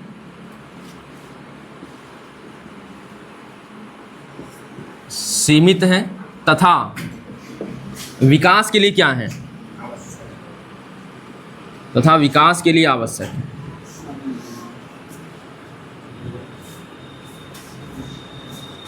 इसलिए संसाधनों के संरक्षण की क्या है? आवश्यकता है। नोट कर लीजिए। हो गया?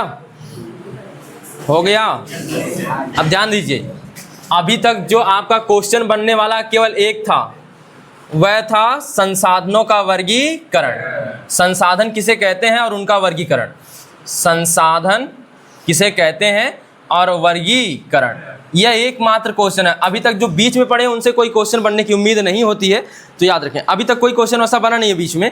तो अभी जो मेन क्वेश्चन बनने वाला चांस है वह संसाधन और उनका वर्गीकरण है। अब जो दूसरा क्वेश्चन बनेगा अब शुरू हो रहा है। अब संसाधनों का संरक्षण। अब संसाधनों की जब कमी होने लगी ना, तो लोगों क्या पूरा विश्व चिंतित हुआ होगा। संसाधनों की कमी से पूरा विश्व क्या हुआ होगा? चिंतित। और पूरा विश्व जब चिंतित हुआ तो कुछ ना कुछ जुगाड़ निकालेगा। तो उसने एक जुगाड़ निकाला, सतत पोषणीय विकास। सतत पोषणीय विकास, या इसी का क्या नाम दिया था? धारणीय विकास। तो अब हमें पढ़ना है धारणीय विकास। तो सतत पोषणीय विकास क्या होता है? तो 3 बातें बताई थी अभी, याद करिए। सतत पोषणीय विकास में 3 बातें शुरू में बताया था। पहले, पर्यावरण को हानि नहीं पहुंचाना, और दूसरा वर्तमान पीढ़ी की आवश्यकताओं को भी क्या करना है? पूरा करना है, और आने वाली पीढ़ी के लिए समझौता करना है।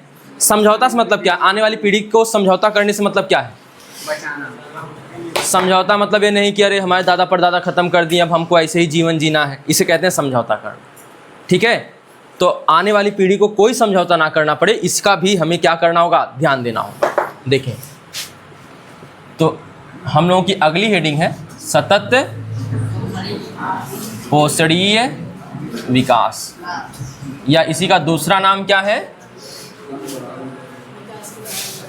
विकास की धारणीयता या धारणीय विकास। इसी को अंग्रेजी में क्या कहेंगे? सस्टेनेबल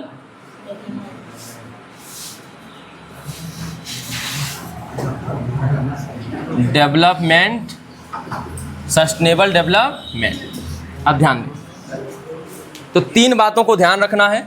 सबसे पहले, अभी लिखना नहीं है, ध्यान दें, लिखना नहीं है। क्या है सतत पोषणीय विकास में? तो सबसे पहले, पर्यावरण को नुकसान नहीं होना चाहिए। संसाधनों के उपयोग से पर्यावरण को नुकसान नहीं होना चाहिए।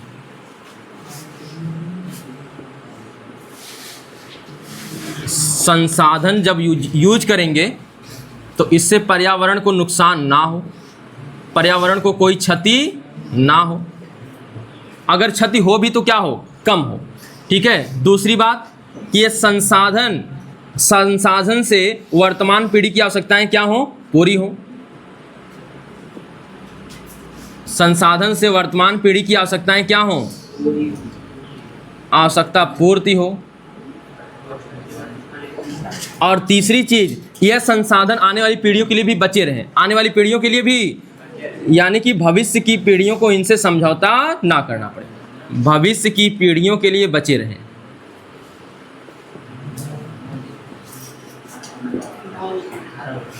बचे रहें।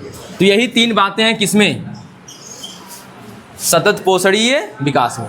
तो फिर से बताएं, संसाधन जो हैं ऐसे प्रयोग करेंगे कि पर्यावरण को क्षति क्या हो? कम हो।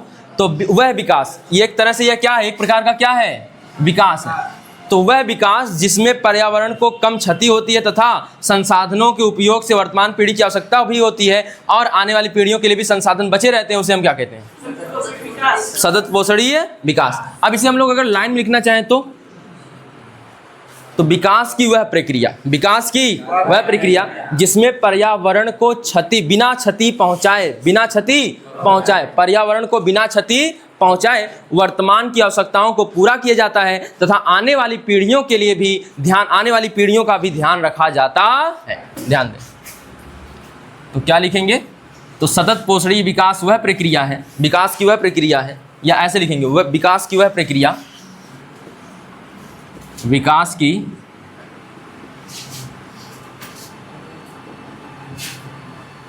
वह प्रक्रिया जिसमें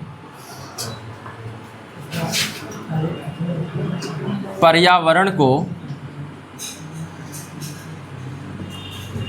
बिना क्षति पहुंचाए, बिना क्षति पहुंचाए, बिना क्षति पहुंचाए वर्तमान पीढ़ी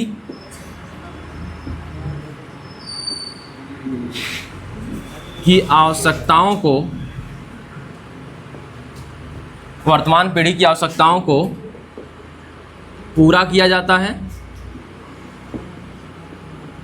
पूरा किया जाता है तथा यह भी ध्यान दिया रखा, तथा यह भी ध्यान दिया जाता है,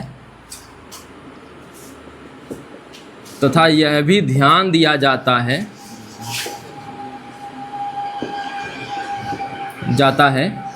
यह भी ध्यान दिया जाता है कि आने वाली पीढ़ी को, आने वाली पीढ़ी मतलब भविष्य की पीढ़ी, आने वाली कहाँ पे है,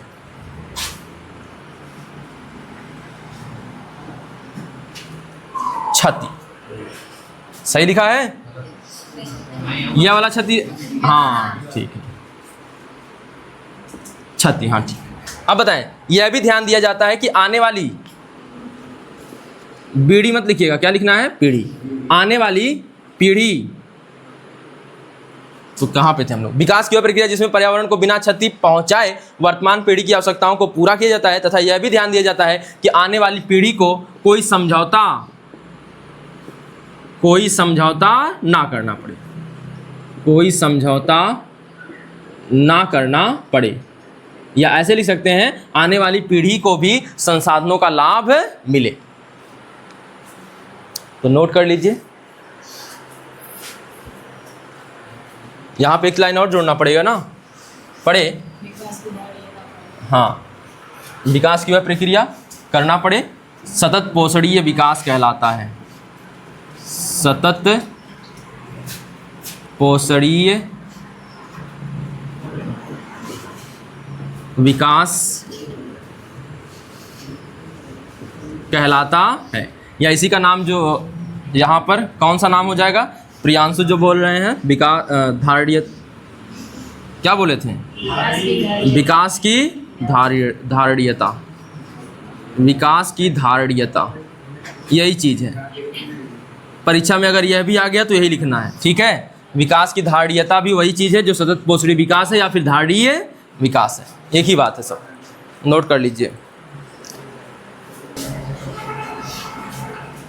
तो परिभाषा आसानी से याद हो जाए, क्योंकि इसमें परिभाषा में याद करने वाला केवल 3 चीज़ है, पर्यावरण को बिना क्षति पहुंचाए, तो पर्यावरण को बिना क्षति पहुंचाए, और वर्तमान पीढ़ी की आवश्यकताओं की भी क्या हो, पूर्ति हो, और आने वाली पीढ़ी को भी क्या ना करना पड़े, समझौता ना करना पड़े। यही 3 चीज़ें याद रखिएगा, आपकी परिभाषा तैयार रहेगी। आप अपनी भाषा में इन 3 लाइनों को ना बस किसी तरह से जोड़ ओढ़ के लिख लीजिएगा, आपकी कौन सी परिभाषा याद रहेगी, सतत पोषणीय विकास। तो विकास की वह प्रक्रिया जिसमें पर्यावरण को बिना क्षति पहुंचाए वर्तमान पीढ़ी की आवश्यकताओं को पूरा किया जाता है तथा यह भी ध्यान दिया जाता है कि आने वाली पीढ़ी को कोई समझौता ना करना पड़े, सतत पोषणीय विकास कहलाता है या विकास की धारणीयता कहलाता है।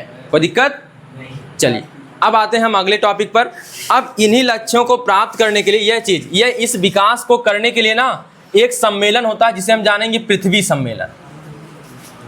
इसी प्रकार के विकास के लिए क्या होता है, पृथ्वी सम्मेलन। तो पृथ्वी सम्मेलन जिसे जानेंगे प्रथम पृथ्वी सम्मेलन, ठीक है। तो आइए देखते हैं। अब दूसरा भी होता है, जोहान्सबर्ग में होता है, ठीक है, लेकिन हमें केवल पढ़ना कौन सा है, पहला। तो प्रथम पृथ्वी सम्मेलन जो अभी लिखे थे ना उस पर स्टार लगा लीजिएगा 5-6 ठे। सतत पोषणीय विकास में, हाँ, प्रथम पृथ्वी सम्मेलन, यह बहुविकल्पी में प्रश्न आएगा। प्रथम पृथ्वी सम्मेलन बहुविकल्पी में प्रश्न आएगा, ठीक है। पहली बात तो यह हुआ कब? 1992, यही याद रखना है, 1992। दूसरा कहाँ? यह चीज़ आइए देखते हैं। एक नक्शा बनाता हूँ, थोड़ा सा आप लोग बताएं कि यह नक्शा आप लोगों को देखा हुआ होगा कहाँ है।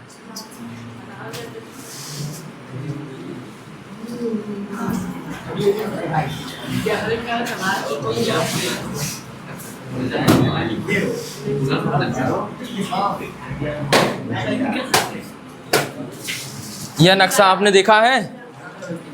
यह नक्शा है दक्षिण अमेरिका महाद्वीप। यहाँ पर एक देश स्थित है, ब्राज़ील, और यहीं ब्राज़ील में एक स्थान है जिसका नाम है Rio de Janeiro. Rio de Janeiro. यहीं पर हुआ था प्रथम पृथ्वी सम्मेलन। तो यहाँ पर स्थान आ जाएगा ब्राज़ील के, कहाँ पर, किस शहर में? रियो शहर में। साधारण नाम याद रखेंगे रियो। क्या याद रखेंगे? यह रियो के नाम से फेमस है। इसका पूरा नाम क्या है? Rio de Janeiro. और यह है कहाँ? ब्राज़ील। यह है ब्राज़ील में।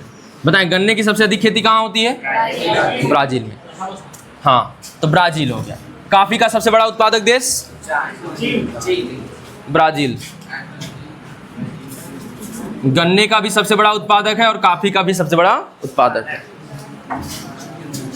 ठीक है, अब ध्यान दें, यहाँ पर एक बंदरगाह है, सेंटोस बंदरगाह है शायद नाम उसका, और यह उसको जाना जाता है कॉफ़ी बंदरगाह के नाम से। ठीक है, रियो डी जेनेरियो। अब यह सम्मेलन क्यों हुआ? उद्देश्य क्या था इसका? इसका उद्देश्य तो सामाजिक और आर्थिक, पर्यावरण और आर्थिक, सामाजिक, आर्थिक और पर्यावरणीय समस्याओं को हल करना। सामाजिक,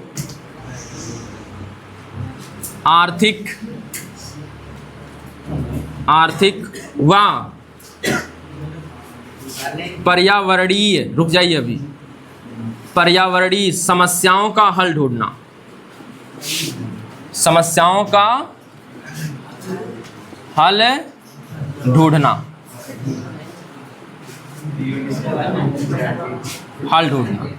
अब सुने, सामाजिक समस्याएं, आर्थिक समस्याएं, पर्यावरणीय समस्याएं, इसमें से सबसे ज्यादा परिचित आप किससे हैं? सामाजिक से। बताएं कोई सामाजिक समस्या। जाति क्या है? सामाजिक समस्या है। सामाजिक समस्या है। ठीक है, सामाजिक समस्या, किसी से भेदभाव क्या है, ऊंच नीच की भावना क्या है? सामाजिक समस्या है। ठीक है, अमीर और गरीब होने की जो भावना आती है। अच्छा, अब यह चीज, जहां पैसे से मतलब होगा वहां पर कौन सी समस्या हो जाएगी?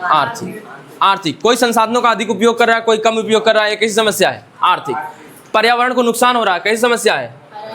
ओजोन परत का क्षरण हो रहा है, कैसी समस्या है? पर्यावरणीय समस्या है। और CO2 की मात्रा बढ़ रही है, पर्यावरणीय समस्या। ठीक है, तो यह समस्याओं का हल ढूंढने के लिए ही प्रथम पृथ्वी क्या हुआ? सम्मेलन। तो तीनों प्रकार की सामाजिक, आर्थिक और पर्यावरणीय समस्याओं का हल ढूंढने के लिए क्या होता है? प्रथम पृथ्वी सम्मेलन। कहाँ होता है? Rio de Janeiro. कहाँ पर? ब्राज़ील में। Rio de Janeiro, Brazil. और कब हुआ? 1992, जून 1992 में शायद हुआ था। ठीक है, नोट कर लीजिए इतना।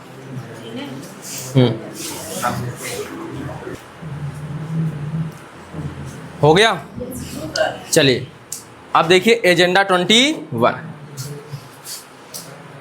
अब इसी के तहत एक एजेंडा 21 आएगा, यहीं आएगा, इसी के तहत है। तो कहाँ पर, कब आएगा? 1992। कहाँ पर? ब्राज़ील। अब देखिए उसका उद्देश्य क्या होगा, बस यह समझना है। तो अगला ऐसे ही पॉइंट रहेगा, लेकिन अभी मत लिखिएगा, हिंदी में लिखता हूं। एजेंडा 21 यह क्या है? एक घोषणा है।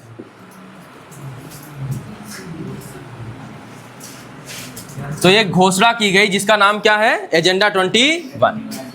कब की गई? 1992। कहाँ पर? रियो डी जेनेरियो में। अब ब्राज़ील नहीं लिखूंगा तो चलेगा ना? रियो डी जेनेरियो में। 1992 में रियो डी जेनेरियो। ठीक है, अब यहाँ बताएं तो इसके बाद इस एजेंडा 21 में किसके तत्वावधान में हुआ, मतलब किसके अंतर्गत, किसके तहत हुआ? तो एक संस्था है यूएन की जिसका नाम है UNCED। UNCED फुल फॉर्म क्या है? United Nations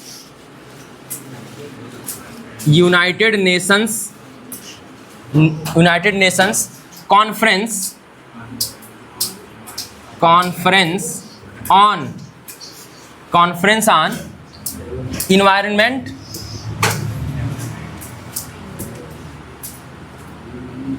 and development.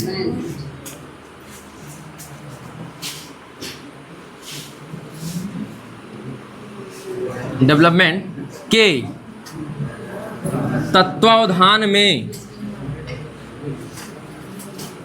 अवधान यहाँ पर ना, अवधान मतलब होता है ध्यान में, ठीक है, कि तत्वावधान में स्वीकृत किया गया। क्या किया गया? स्वीकृत किया गया या स्वीकार किया गया। तो किसके तत्वावधान में स्वीकृत किया गया? UNCED, फुल फॉर्म नहीं याद करना, यह याद रखना, UNCED के तत्वावधान में स्वीकृत किया गया। ठीक है, और इसका उद्देश्य क्या था? उद्देश्य, अभी कौन सा विकास पढ़ के आए हैं? सतत पोषणीय विकास। तो सतत पोषणीय विकास को प्राप्त करना, उद्देश्य क्या है? सतत पोषणीय विकास को प्राप्त करना। सतत पोषणीय विकास को क्या करना? प्राप्त करना। फिर सुनेंगे तो एजेंडा 21 क्या है? एक घोषणा है जो 1992 आती, कहाँ पर आती है? रियो डी जेनेरियो में। किसके तत्वावधान में? UNCED। इसको हिंदी में क्या कहेंगे? संयुक्त राष्ट्र यह सम्मेलन किस पर? पर्यावरण और विकास पर। तो संयुक्त राष्ट्र पर्यावरण और विकास सम्मेलन, संयुक्त राष्ट्र पर्यावरण और विकास सम्मेलन, संयुक्त राष्ट्र पर्यावरण एवं कॉन्फ्रेंस माने होता है सम्मेलन, पर्यावरण एवं विकास सम्मेलन। इसके तत्वावधान में कौन सी चीज आती है? एजेंडा 21। ठीक है, इसका उद्देश्य क्या था? सतत पोषणीय विकास को प्राप्त करना, सतत पोषणीय विकास को प्राप्त करना। कोई दिक्कत? ऐसे ही नोट कर लीजिए, यह लिखने की जरूरत नहीं है, अगर लिखना चाहें तो लिख लेंगे। यह बताएं, भूमि नवीकरणीय संसाधन होगा कि अनवीकरणीय? नवीकरणीय। सीमित है कि असीमित? असीमित का चंद्रमा जावा लोगन बना हुआ है? सीमित है सीमित, लेकिन कैसा? नवीकरणीय। क्योंकि हम भूमि का उपयोग एक बार करते हैं कि बार बार कर सकते हैं? बार। प्राकृतिक है कि मानव निर्मित है? प्राकृतिक। महत्वपूर्ण है कि अमहत्वपूर्ण है? महत्वपूर्ण। बस, अब आइए देखते हैं। अब अगला टॉपिक हमारा होगा भूमि संसाधन। अब क्या होगा? भूमि संसाधन। ठीक है, देखिए हम लोगों को संसाधन जो मेन पढ़ने हैं, भूमि संसाधन, जल संसाधन, मानव संसाधन। भूमि संसाधन, जल संसाधन और मानव संसाधन। अब पहले ही चैप्टर में संसाधन में भूमि संसाधन को एक साथ जोड़ दिया है, तो भूमि संसाधन को पढ़ना है, भूमि संसाधन को पढ़ना है। देखिए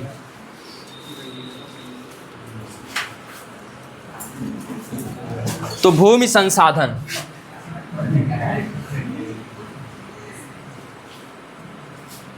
भूमि संसाधन, ठीक है, अंग्रेजी में बोलेंगे लैंड रिसोर्सेस, लैंड रिसोर्सेस। अब देखें भूमि संसाधन, सबसे पहले तो समझे यह एक कैसा संसाधन है? प्राकृतिक है कि अप्राकृतिक? प्राकृतिक है। यह कैसा संसाधन है? प्राकृतिक। यह भी याद रखें, यह कैसा है? नवीकरणीय। कैसा है? नवीकरणीय। तीसरी बात यह जाने कि यह जो संसाधन है, यह संसाधन जो है सीमित है कि असीमित? सीमित है। और हमारी आवश्यकताओं का लगभग 95% कहाँ से पूरा होता है? भूमि से। हमारी आवश्यकताओं का 95% हिस्सा कहाँ से पूरा होता है? भूमि संसाधन से। हमारा खाना कहाँ से प्राप्त होगा? भूमि से। ठीक है, हमारे पशु कहाँ से रहेंगे? भूमि से।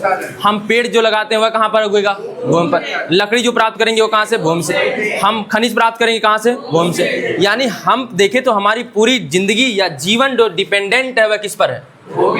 भूमि पर है। ठीक है, और एक चीज जाने, भूमि पर क्या क्या हो सकता है? भूमि पर जो होता है मानव, सभी मानव निर्भर हैं। ठीक है, सभी वन्य जीव निर्भर हैं। वन्य जीव, सभी जीव, वन्य जीव और कौन निर्भर है? प्राकृतिक वनस्पतियों को उगने के लिए कौन सा स्थान चाहिए? भूमि चाहिए। प्राकृतिक वनस्पतियों का भी यही हिस्सा, यही चाहिए। और अगर हमें आर्थिक क्रिया करनी है, खेती करनी है, तो आर्थिक क्रिया करनी है, कंपनी लगानी है, खेती करनी है, या फिर फैक्ट्री खोलनी है, तो क्या चाहिए? भूमि। घर बनाना है तो आर्थिक क्रियाएं करने के लिए क्या चाहिए? परिवहन के लिए कुछ भी करना होगा, सड़क बनाना होगा, तो यह सब कहाँ होगा? भूमि पर। ठीक है। और संचार टावर ओवर लगाना होगा तो कहाँ लगाएंगे? भूमि पर। तो इन सभी प्रक्रियाओं को अगर देखें तो हमारा लगभग 95% हिस्सा कहाँ से पूरा होता है? भूमि से। तो भूमि संसाधन एक प्राकृतिक संसाधन है, नवीकरणीय संसाधन है, सीमित संसाधन है, और यह हमारे जीवन का लगभग 95% हिस्सा इसी से पूरा होता है। ठीक है, ध्यान दें। लिखेंगे कैसे?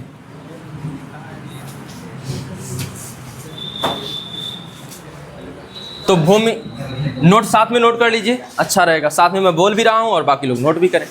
तो भूमि संसाधन, हेडिंग बना लीजिए, भूमि संसाधन।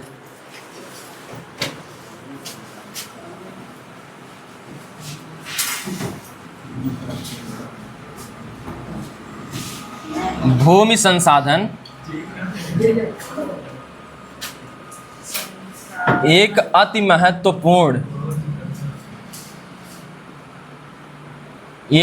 महत्वपूर्ण प्राकृतिक संसाधन है। प्राकृतिक संसाधन है।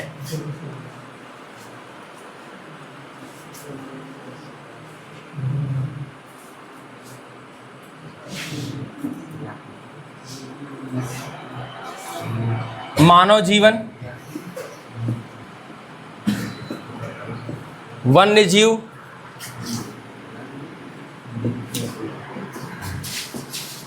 प्राकृतिक वनस्पतियां,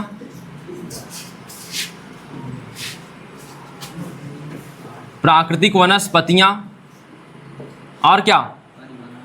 आर्थिक क्रियाएं,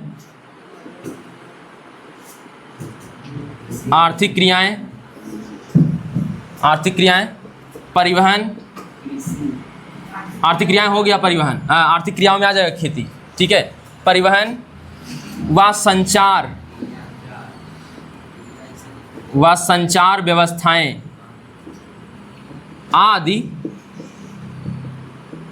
आदि सभी भूमि संसाधन पर ही क्या हैं? आधारित हैं। भूमि संसाधन पर ही आधारित है। भूमि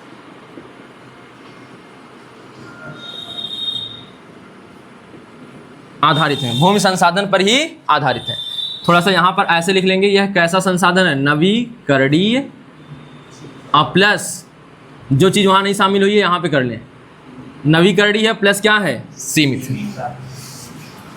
और यहाँ पर इसके बाद भूमि संसाधन स्टार बनाकर लिखेंगे। हमारे जीवन का कितना परसेंट जो आवश्यकता कहाँ से पूरी होती है? 95% कहाँ से पूरी होगी? हमारी आवश्यकताओं का, हाँ जी, आज के बाद कहाँ के बाद? सभी भूमि संसाधन पर ही आधारित। मानव जीवन, वन्य जीव, प्राकृतिक वनस्पतियां, आर्थिक क्रियाएं, परिवहन व संचार व्यवस्थाएं आदि सभी भूमि संसाधन पर ही आधारित हैं। आदि सभी भूमि संसाधन पर ही आधारित हैं। ठीक तो है?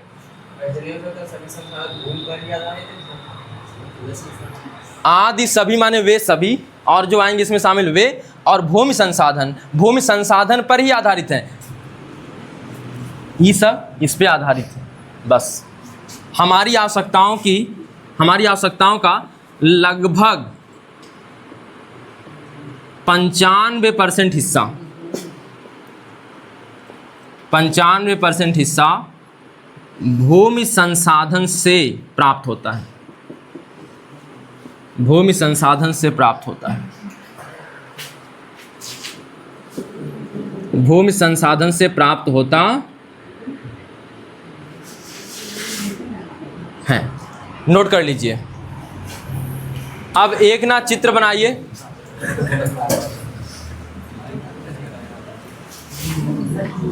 अब एक चित्र बनाना है, ध्यान दें, बस शांत रहें।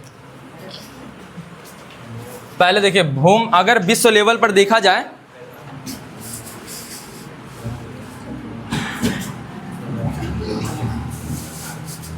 यह लगभग 43% हिस्सा,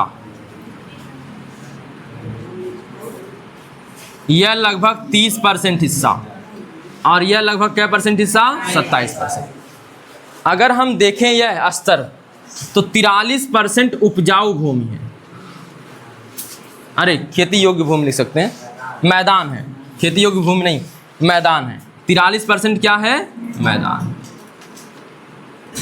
और 30% पर्वत है, 30% क्या है पर्वत और 27% क्या है पठार। यह हो गया भूमि वितरण, भूमि वितरण यानी भूमि पर क्या क्या पाए जा रहे हैं कितने परसेंट, इसको भी बना लीजिए नीचे। हाँ भूमि वितरण भू आकृतियां, भूमि वितरण भू आकृतियां।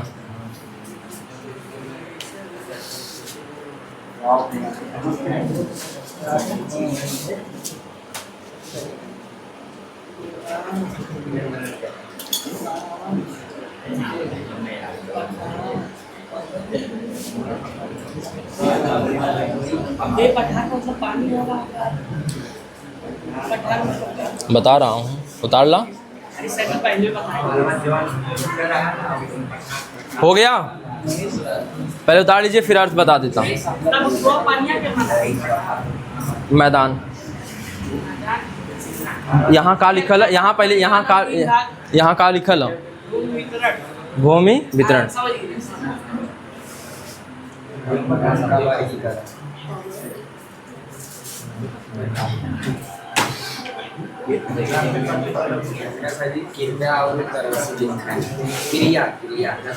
ना लिखी हो सही।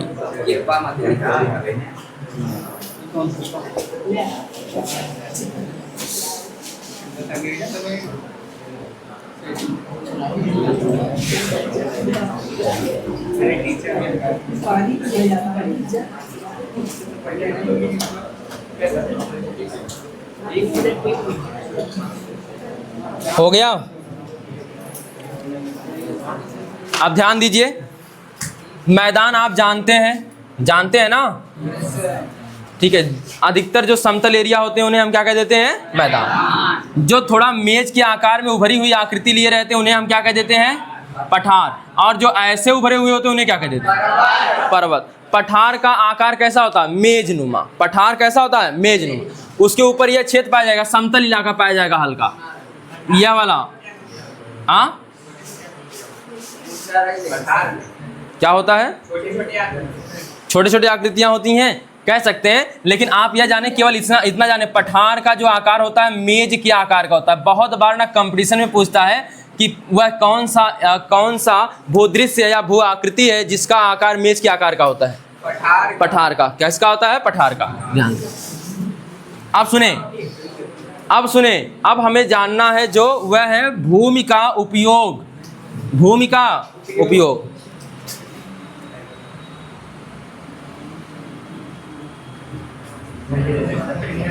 भूमि का उपयोग।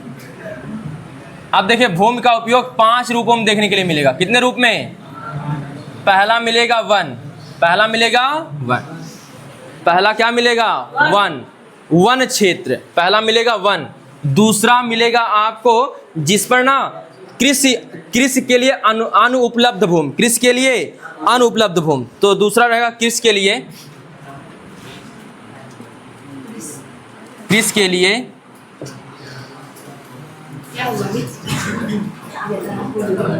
अनुपलब्ध भूमि। मत बोलिए, ध्यान सुनिए, यही लास्ट टॉपिक होगा। देखिए कृषि के लिए अनुपलब्ध भूमि, जैसे यह बताएं, जैसे अगर आप बताएं कि अगर कोई बंजर भूमि है तो वह कृषि के लिए कृषि की जा सकती है उस पर नहीं। और अगर कोई ऐसी भूमि है जिस पर सड़क और घर बना तो क्या उस पर खेती कर सकते हैं? हाँ कर सकते हैं, खेतवा में घर में करेंगे। बंजर भूमि हो इस पर कृषि के लिए यह अनुपलब्ध हो जाएगी। इसके बाद जहाँ पर मकान बना हो, घर बना हो, सड़क बनी हो, ठीक है, रेलवे की पटरियां बिछी हो, रेलवे हो, ठीक है, हवाई अड्डा बना। आदि चीजें जहां देखने को मिलेंगी वह सभी कृषि के लिए क्या हो जाएंगी? अनुपलब्ध। कृषि के लिए क्या हो जाएंगे? अनुपलब्ध। ठीक है, देखिए संडे के दिन आपकी एक्स्ट्रा क्लास होती, जिनको बात करना हो मत आया करिए, ठीक है। तो संडे के दिन आप लोगों को आने की ज़रूरत है भी नहीं, क्यों आते हैं फालतू में टाइम बर्बाद करने? कौन सी ये तो एक्स्ट्रा चल रहा है, एक तो आपका दिमाग भी ख़राब होगा, पढ़ लिख लेंगे, ठीक है, उसके बाद आप लोग अपनी स्थिति जान जाएंगे, आप लोगों के माँ बाप की स्थिति सुधर जाएगी। क्यों सुधारना चाहते हैं माँ बाप की स्थिति? फालतू का पढ़ के अपना दिमाग ख़राब कर रहे हैं। जीने दीजिए, माँ बाप जैसे जी रहे हैं वैसे जी लें, जैसे इतने दिन चला लिए वैसे और चला लेंगे, और क्या है। फालतू की बात करने आते हैं केवल। बंजर भूमि, घर, सड़क आदि, यह हमारे लिए कृषि के लिए क्या हो जाती है? अनुपलब्ध भूमि। और एक ऐसी भूमि जो प्रति भूमि के अतिरिक्त अन्य कृषि अयोग्य भूमि, यह एक हो जाती है प्रति भूमि। प्रति भूमि, पहले प्रति भूमि जान लीजिए।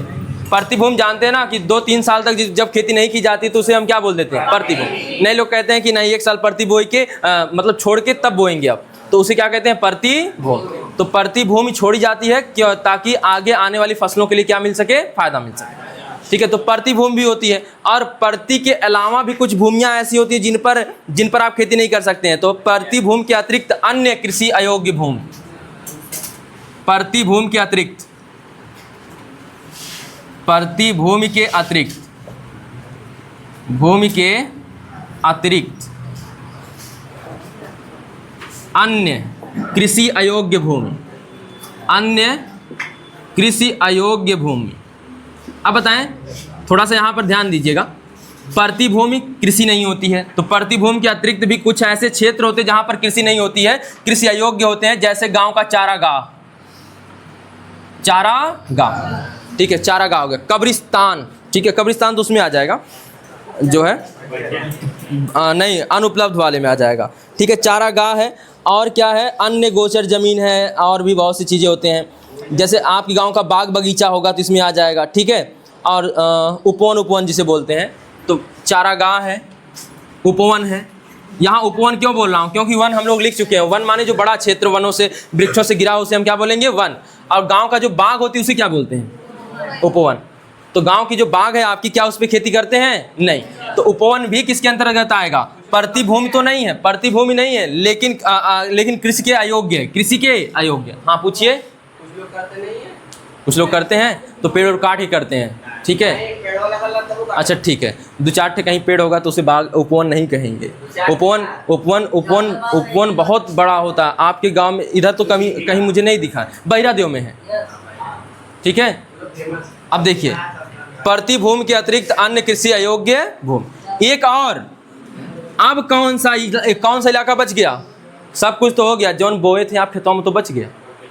शुद्ध निवल बोया गया क्षेत्र, शुद्ध निवल, निवल माने जो संपूर्ण होता, टोटल।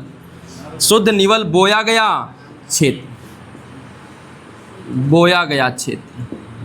यही 5 तरीके से हम भूमि का उपयोग करते हैं, ठीक है, नोट कर लीजिए। नहीं, परिभाषा नहीं लिखना है। अब थोड़ा सा यहाँ ध्यान दीजिए। एक भूमि है बंजर और एक है प्रति। जहाँ देखिए, प्रति भूमि उसे कहते हैं जो एक फसल के लिए आप छोड़, जैसे आपने धान बोया, गेहूं नहीं बोया। धान बो के आपने क्या नहीं बोया? गेहूं का समय आया, गेहूं नहीं बोया, गेहूं नहीं बोया। तो इस समय यह जो भूमि कहलाएगी, इसी समय के लिए क्या कहलाएगी? प्रति कहलाएगी। फिर से आपने धान ही बोया, फिर से आपने क्या बोया? धान। तो बीच में जो रुका था यह क्या कहलाएगा? प्रति। अच्छा, प्रति एक वर्ष से अधिक के लिए नहीं होता है। अगर 1 वर्ष से अधिक कहीं खेती नहीं होती है तो वह धीरे धीरे क्या होने लगती है? भूमि बंजर। तो 1 वर्ष से कम अगर खेती नहीं की गई है तो आप उसे क्या कहेंगे? प्रति। और 1 वर्ष से अधिक होने लगे, यानी आप समझिए 1 वर्ष से अधिक होने का मतलब क्या? फसल खत्म, 3 थे। 1 साल में कितनी फसलों को बोया जाता? लगभग मेनली 2 फसलें होती हैं। कितनी बोई जाती हैं? 2। लेकिन आप मान के चलते कितनी फसलें? 3, रबी खरीफ जायद, रबी खरीफ जायद। अब बताएं, एक साल पूरा छोड़ रहे हैं अगर खेती के लिए तो धीरे धीरे वह जमीन क्या हो जाएगी? बंजर। तो बंजर क्या है? 1 साल से अधिक, और प्रति क्या है? 1 साल से कम। अगर 1 साल से कम वर्षों के लिए खेती के लिए छोड़ा गया है, खेती नहीं की गई 1 वर्ष से कम समय के लिए, तो वह प्रतिभूमि कहलाती है, अन्यथा वह क्या कहलाएगी?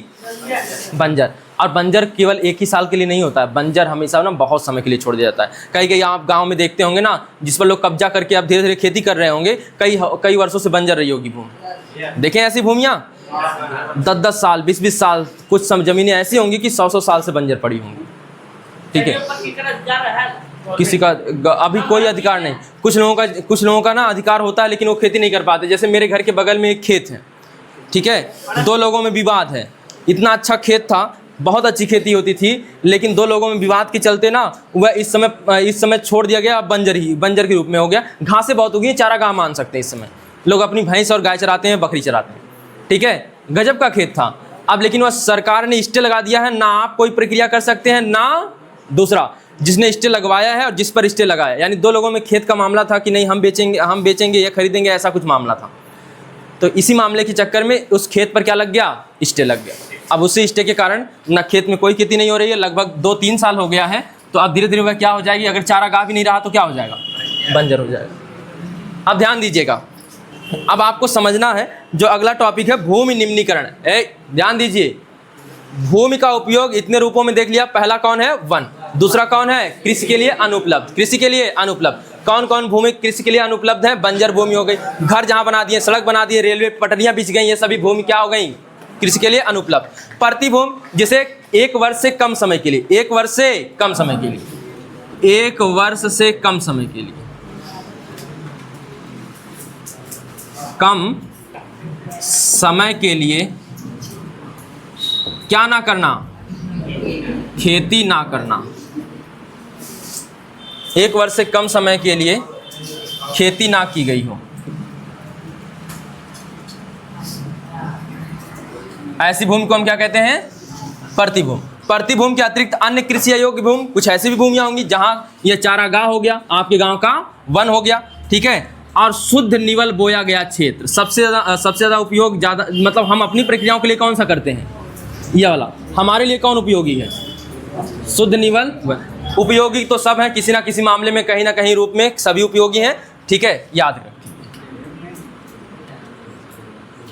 तो 5 हो गए। अगर भूमि का उपयोग करेंगे तो भूमि धीरे धीरे कृषि के योग्य होगी कि अयोग्य होगी? अगर हम कृषि अधिक करेंगे तो कृषि के लिए योग्य भूमि बनेगी कि अयोग्य बनेगी? अयोग्य बनेगी। और इसी को कहा जाता है भूमि निम्नीकरण, ठीक है, भूमि निम्नीकरण।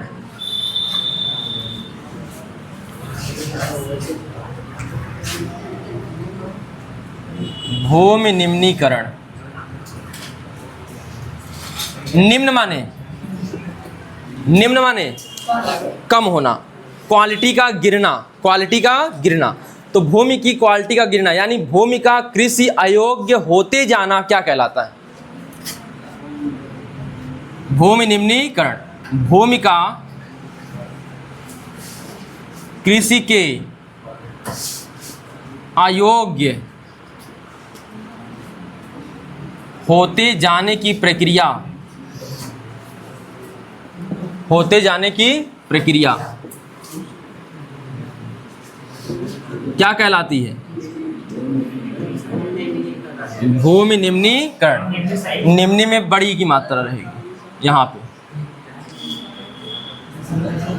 भूमि निम्नीकरण कहलाती है, प्रक्रिया है। अयोग्य होते जाने की प्रक्रिया भूमि निम्नीकरण कहलाती है।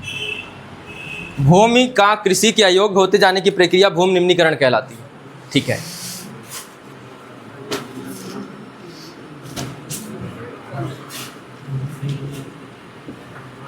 भूमि निम्नीकरण के कारण, होते जाने की प्रक्रिया, भूमि निम्नीकरण के कारण, भूमि निम्नीकरण के कारण कौन कौन से कारण हो सकते हैं आप लोग बताएं? एक के कारण तुम्हें यूरिया मिलल, सबसे ज्यादा जो होता है भूमि का निम्नीकरण वनों की कटाई से, वनों की कटाई, तो वनोन्मूलन कहते हैं मिलाकर, वनोन्मूलन या वनों की कटाई आप लिख सकते हैं, वनोन्मूलन, वनोन्मूलन। आप बताएं, अच्छा ये बताएं कि हाँ, आप पशुओं को चराते हैं ना, पशुओं की जो खुर होता है जब वह जमीन को दबाता है तो धीरे धीरे जमीनें बंजर होने लगती हैं, तो अति पशुचारण, अति पशुचारण, अति पशुचारण है। मूसलाधार वर्षा मत लाइए, अभी उसको पढ़ना है, वह मृदा संचरण में पढ़ना है, मृदा का क्षरण जब पढ़ेंगे तब पढ़ेंगे। हाँ खनन, अति पशुचारण, हाँ वो भी सही है, और मृदा में पढ़ेंगे अनियमित जुताई, ठीक है। अति पशुचारण, और एक कौन सा हो गया, खनन। जब आप कोई चीज आप खनन करते हैं, जैसे कोयला निकालना है, कोयला निकालना है, तो आप बताएं, आप जमीन में चूहे की तरह चाल डालें, ऐसे चाल डालें, ऊपर क्या लगे हैं, पेड़, ऊपर माने भूमि है, यह क्या है, भूमि। अब बताएं, और ना अच्छी खासी वर्षा हुई ना तो यह जमीन धंस जाएगी, ऐसे कहीं कहीं पर ऐसा हुआ भी है, तो आप बताएं इससे भूमि का क्या हो जाएगा, निम्नीकरण। एक चीज और, अति सिंचाई, अति सिंचाई। और एक चीज, और एक चीज एक बताइए, अति पशुचारण, हाँ औद्योगिकीकरण। आप औद्योगिकीकरण के लिए, जैसे औद्योगिकीकरण, पहले औद्योगिकी,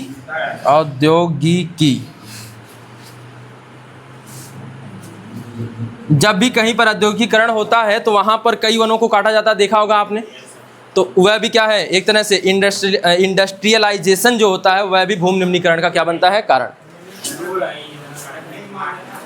सब है, औद्योगिकीकरण का हिस्सा हो जाएंगे सब।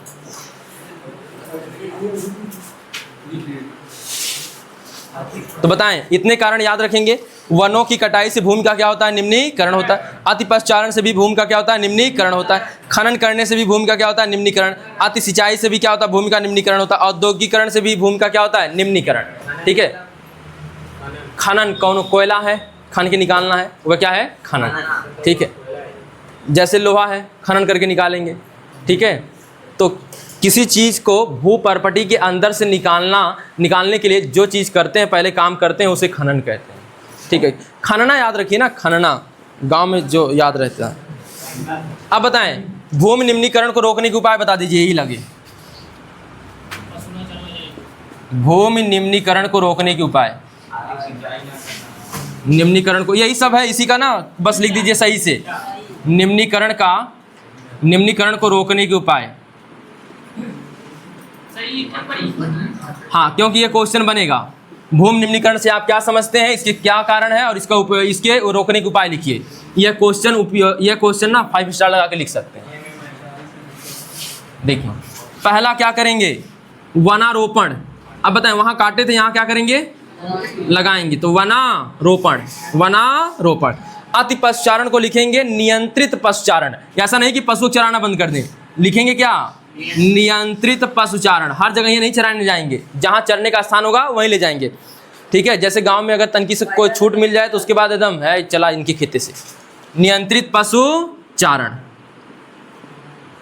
नियंत्रित पशुचारण। अब बताएं, खनन, नियंत्रित खनन। ऐसा नहीं है कि अब लोहा की जरूरत है, कहेंगे नहीं खनन नहीं करना है, नियंत्रित खनन। कैसा खनन, नियंत्रित खनन। हाँ, अब बताएं, सिंचाई भी कैसी होनी चाहिए, नियंत्रित। ये नहीं कि जब मन कहे तब ट्यूबवेल चालू करके छोड़ दिए। नियंत्रित सिंचाई, नियंत्रित सिंचाई। और आखिरी कौन सा, औद्योगिकीकरण। अब कैसा औद्योगिकीकरण, औद्योगिकीकरण कम औद्योगिकीकरण या सीमित औद्योगिकीकरण, या ऐसे लिख सकते हैं इसको, औद्योगिकीकरण को कैसे लिख दें,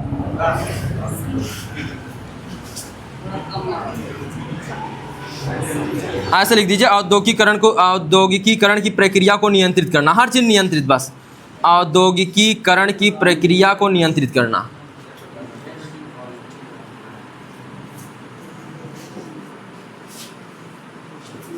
प्रक्रिया को नियंत्रित करना, औद्योगिकीकरण की प्रक्रिया को नियंत्रित करना। एक बार फिर से सुन लीजिए सब। भूमि निम्नीकरण क्या होता है? भूमि का कृषि के अयोग्य होते जाने की प्रक्रिया क्या कहलाती है? भूमि निम्नीकरण कहलाती है। भूमि निम्नीकरण के क्या कारण है? तो वनों की कटाई है, अति पशुचारण है, खनन है, अति सिंचाई है और क्या है? औद्योगिकीकरण। भूमि निम्नीकरण को रोकने के उपाय क्या है? वनारोपण है और क्या है? नियंत्रित पशुचारण है, नियंत्रित खनन है, नियंत्रित सिंचाई है और औद्योगिकीकरण की प्रक्रिया को नियंत्रित करना। यह क्वेश्चन आ सकता है, इसको ध्यान में रखेंगे। ठीक है, अब इसके बाद हमें पढ़ना है मृदा संसाधन, जो कि हम लोग करेंगे अगले रविवार को, और यह चैप्टर यहीं पर होगा द एंड। और यहीं पढ़ना हम लोगों को मृदा के प्रकार, जिसमें आपने कई मृदा के प्रकार को जाना होगा। जलोढ़ मृदा, पर्वतीय मृदा, लाल पीली मृदा, लैटेराइट मृदा, यह सभी नाम सुना होगा। और एक मृदा जो थी काली मृदा। ठीक है, इससे एक क्वेश्चन जरूर आता है मृदा से, तो मृदा को विधिवत पढ़ना है, इसको नोट कर लीजिए। मिलते हैं फिर अगले रविवार।